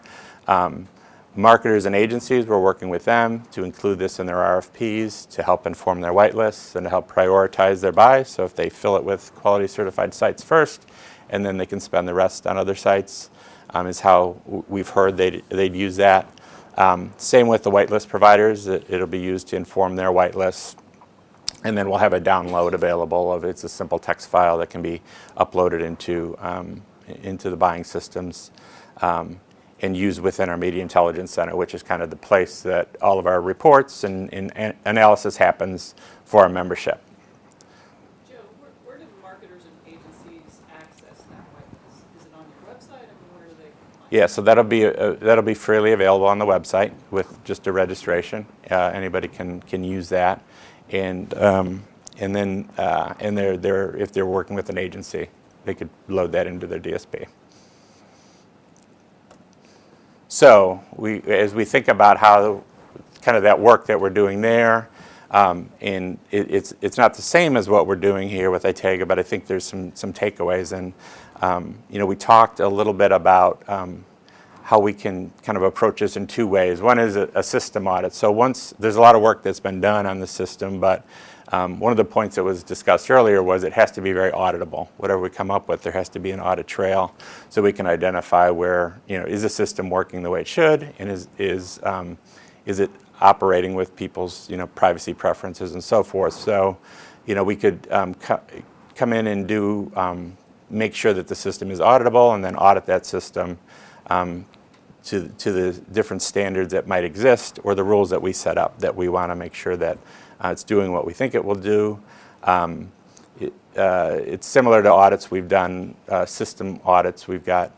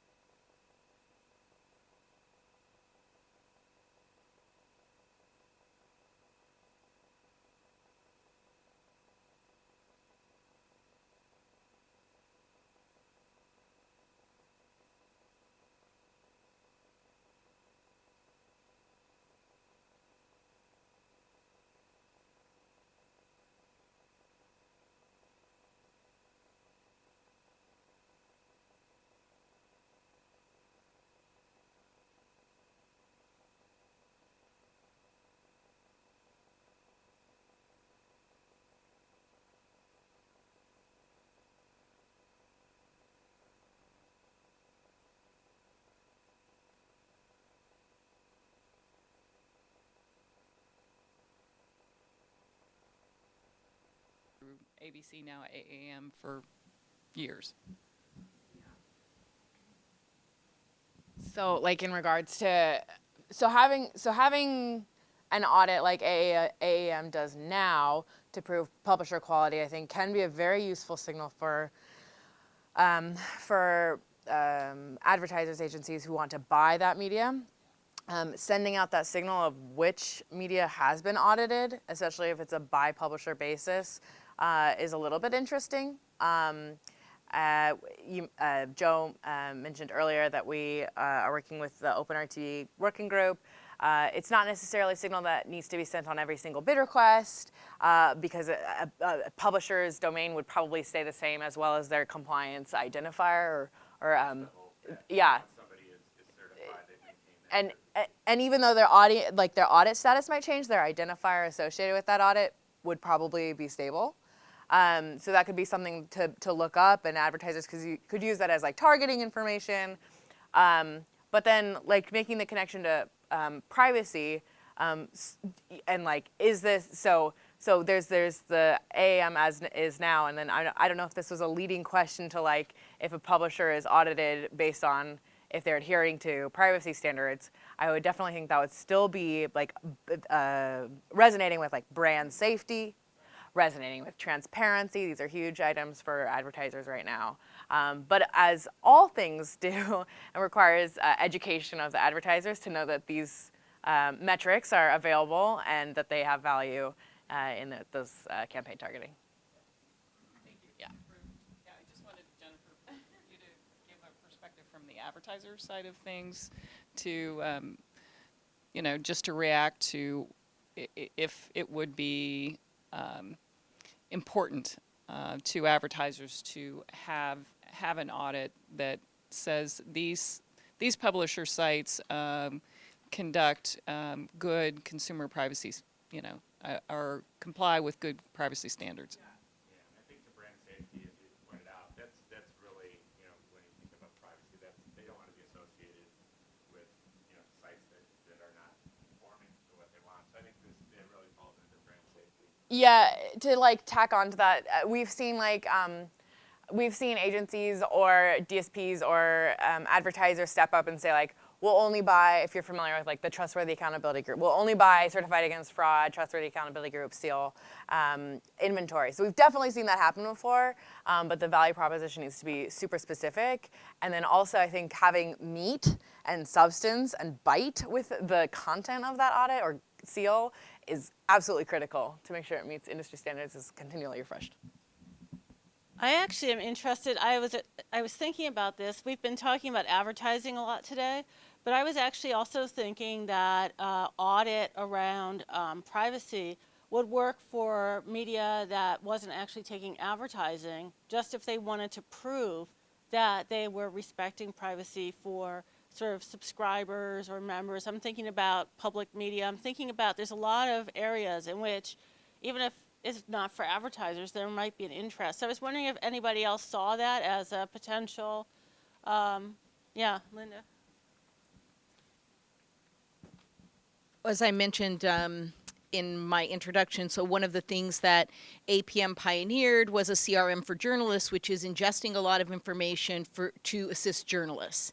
And that all exists in a big database behind a firewall, and we're thinking, because of GDPR and a lot of other things, sort of like, how long should we be keeping information, and how are we going to communicate rules and be more transparent around that? So I can't speak, I mean, the industry is, it's very disparate. It's like collaborative when it needs to be and very competitive when it isn't. So I can only say that anything that would sort of send another measure to members and audiences that we're following standards and protocols and giving them, I mean, in addition to being more transparent about the data you're collecting, how it's being used, how long you're storing it, how you can delete and have that information and that footprint gone. So that's a very different data set. It's not sort of like about cookies or tracking or advertising, but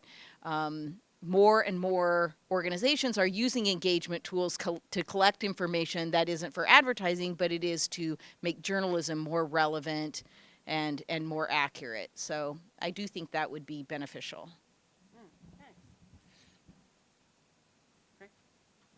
Actually, it's a question back to you about your comment there. So, are you suggesting auditing the privacy policies against the practices? And so that's the first part. So, and I know Trustee tried to do that, and they kind of stumbled in that area. And then, of course, the reality is, if you're not doing what you're doing with your privacy policy, it's a Section 5 violation of the FTC Act, as well as state. So, I'm not sure. You know, so that just changes that whole environment there. All of a sudden, you have someone coming in here and auditing you, and if that's public, then effectively you're now guilty. So I'm not sure how that would work. It's a little different than a performance metric Well, there. I think it's definitely not meant to be a gotcha, right? I mean, that's not the intention at all. I think the idea is to develop standards that are give people time to fix things, right? Sometimes privacy policy violations are not intentional, right? And so part of talking with Joe at the Media Trust and others is to get that user perspective on the experience as they go through different sites, different properties. But at least from my perspective, the idea is not to create some kind of trail for the FTC, but to try to create an environment where there is a collaborative learning that's going on. Yeah, I think that's, we're not looking for gotchas. We're not looking. We're trying to help the industry, is what you know. There's also, not specific to advertising, but there's also a couple of initiatives around sort of like nutrition labeling or fair trade for data, the quality of data, and it's not specific necessarily to this conversation, but I think there's certainly signals that the market's moving in that direction. So there's one around, I think it's from the Berkman Klein Center at Harvard, around it's the data nutrition label project effectively. And so I think there's this idea of not just the stick but the carrot as well around audit for signaling in the market that's in sort of in the vein of CSR, ESG, and not so much compliance focus like Trustee tried and failed to do. It's also the case that like the privacy policies that we're going to talk about tomorrow that ITAG is doing would be different. The whole idea is that it's not going to be governmental per se. It would be a different layer. And so the audit may or may not. It may include an FTC type of audit, like is a privacy policy in compliance with FTC, but the ITAGA policies would be different from that too. Are there, what time is it? We have time for like one more question for Joe.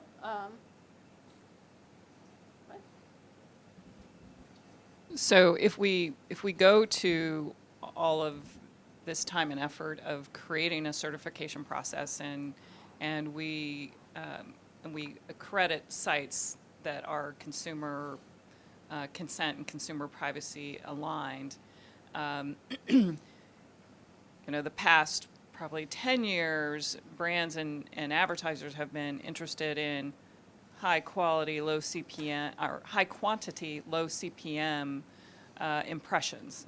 It's all about volume at the lowest rate possible. Based on your experience with brands and advertisers, and Jennifer, I may ask you to weigh in on this too, are brands and advertisers now willing to pay a higher CPM for a more brand safe environment that would reach actual humans? Because if we do all this and the CPMs still remain low, then we haven't really accomplished creating a quality ad environment that brands are willing to pay for. I'll start, and you can. I think it really is evolving in that direction. I think they recognize. I think today a lot of advertisers that I've talked to get comfortable with a certain level of bots, and they say, okay, it's a cost of doing business. I know it's not going to be seen, but I got a low CPM, and that's really what I'm incentivized on, is keeping that reach with my CPM. And so, but I see that changing, especially with the larger national advertisers. I know that fraud has been a focus, with the Procter & Gamble and with other major advertisers. And I think it really, ideally, they want business results. Like a CPM isn't the business outcome. And that's kind of where that's where we kind of aim the conversation is, what are you trying to do with this? If you're a bank, are you trying to get more credit card applications?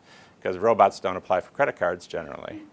If you're a small business, are you trying to get more people into the doors of your hardware store? Those are the business outcomes that you'll see that are important to them. They don't care. Advertising is just a method to do that. So I think that it's shifting more because they realize that the more humans, the more business outcomes that they're going to have. And so I think that's, but it's slow, it is, because right now their incentives are set up on this kind of imperfect measurement. I would just add two themes. One would be like data and who owns it, like the marketing data. So publishers want to own their data, but advertisers also want to own their data. Like if Nike.com has your information, or BMW has your information, and how can they use that in a targeting campaign, even if they've gotten it via consent or some kind of like a regulatory compliant manner? How can they use that? Typically, we find that more relevant data, more higher CPM, so that's helpful. But then also that the advertisers and agencies want to purchase inventory that's bought through regulatory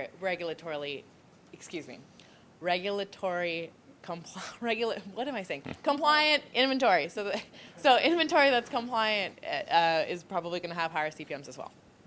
Okay. Craig, you have one comment, and then I think we'll wrap this part. Sorry. You guys shouldn't let me be there. This is what we want to have happen. You know, we started the morning, or I guess the afternoon, talking about trust, and and now we're talking about auditing against a privacy policy. But maybe a first step would go to get some of the publishers to adopt a standardized privacy policy that's comparable, that's transparent. I know that's one of the things that we're talking about, but that would be a great thing as a step, so I can have better transparency, so I can trust. Because right now I can't trust the privacy policy because I can't understand it. So. Well, great, you're just on point for tomorrow. Thank you. So thank you, Joe. All right, thank you. Yeah. So it's in fact the case that we've been working, for those of you who haven't been with us, I know there's a lot of information, a lot of different points of view, but what we've been driving towards is a privacy policy that's not some legalistic document, that's actually more of a statement of values. And Michelle's going to talk about all the work that's been done on that already, and we're very close to finalizing something. And Michelle's going to talk about that tomorrow, and then we'll have a working group in the afternoon that will try to drive towards concluding that. And this is kind of the audit issue would be after that. So we first need a privacy policy, then we need the tech stack to actually implement the privacy policy, which we're also going to talk about. We're going to hear from Brendan tomorrow, and then we'll have a working group on that. The idea is that once we would get this privacy statement for all these publishers in place, get in place the technology to help them do the single sign-on, the registration, and all that, then we would want to have the potential to be able to audit and make sure that these processes were working. So it's part of, and we also need to have governance to help us give the values to the audit. These are all the pieces that are kind of coming into place. What I wanted to do, and Fran and I are going to close now, and I'm going to go first, then I'm going to give it to Fran to really close us. I would like to just, and I'm not going to bother with the live stream, sorry live streamers, I'm not going to bother with the microphone on this, but I would just like to popcorn up, like if you're thinking about just one idea or one phrase, something that you learned this afternoon that you really want to keep with you and take into our conversations tomorrow, just anything that comes to mind. I mean, for me, I think privacy is innovation was a really salient phrase. I think that contextualized advertising was salient for me. It can be sort of a small thing or a really big thing, but I would just like to hear and you don't have to raise your hand, you can just sort of say it. What sort of thing came up for you in this conversation today? So someone just start us off. Be brave. Yes. We keep coming back to, I think, the necessity for us to engage the public and empower the public so they see the value in this, because that's going to be the piece that's going to drive it. It's incumbent upon us to make this work to get a bunch of publishers to sign up for it and agree to it. I think you might need to keep hunting for a carrot called cash, agencies, and brands to get them into this conversation if we're going to be able to move that as many publishers as we need to adopt.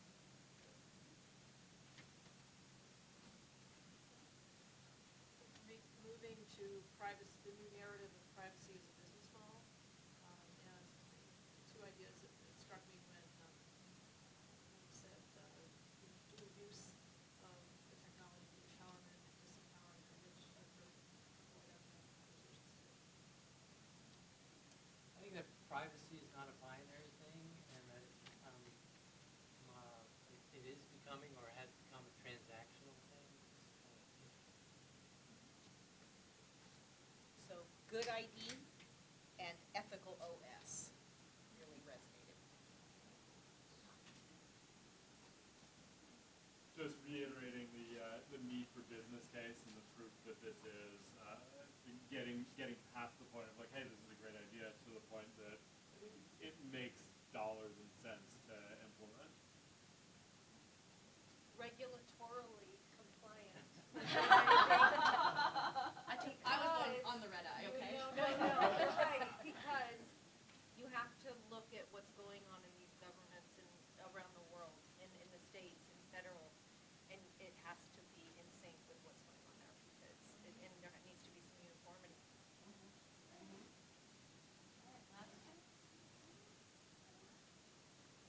I think just the idea of a level playing field and the fact that one group of publishers and another group of publishers, which is essentially social media, need to be put on a level playing field that doesn't disfavorably advantage or disadvantage one. Lots of ideas. Great. And so keep these, and we will dig into them. And tomorrow we won't be doing so much large group work. We're going to do small group work, and you're going to get a chance to really dig into some piece. So in addition to these thoughts, think about, which work group you might want to, is really important to your business and your personal values that you want to be part of. Well, I just want to thank everybody for coming in and participating. I think we heard from a lot of different points of view today, so it's great that we have so much passion and discussion going on.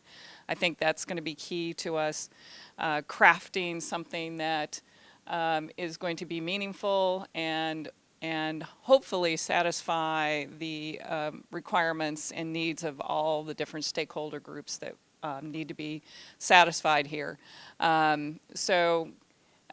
Please tomorrow bring that passion to the working groups. And Michelle, I don't know exactly if we have people that aren't assigned to working groups. Are we doing that in the morning? Yeah, I think that's a good idea. But you may want to think, based on everything you heard today, what kind of working group you might want to be part of tomorrow. And those working groups are writing the privacy policy, consumer consent and data management, the governance and auditing and accreditation piece of it, and then also the tech stack.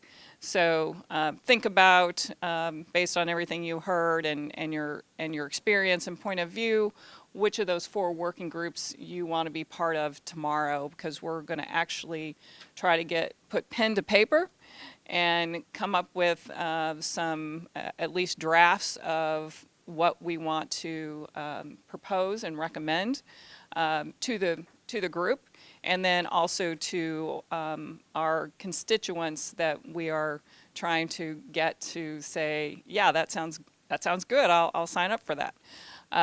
So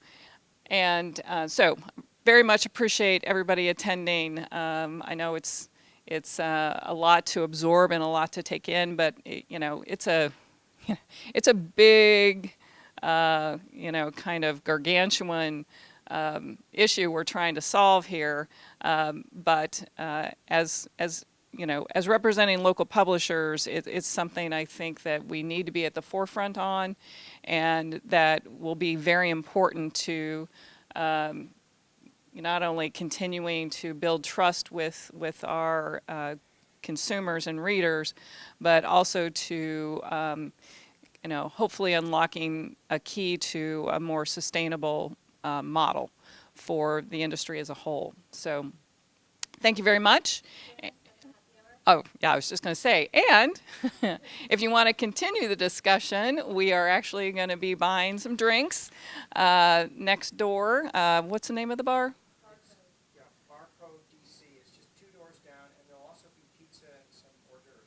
Okay, so food and drinks, if you want to continue the discussion, and or if you don't, I would strongly encourage you. I went to a conference not too long ago, and they encourage people to have dinner with strangers.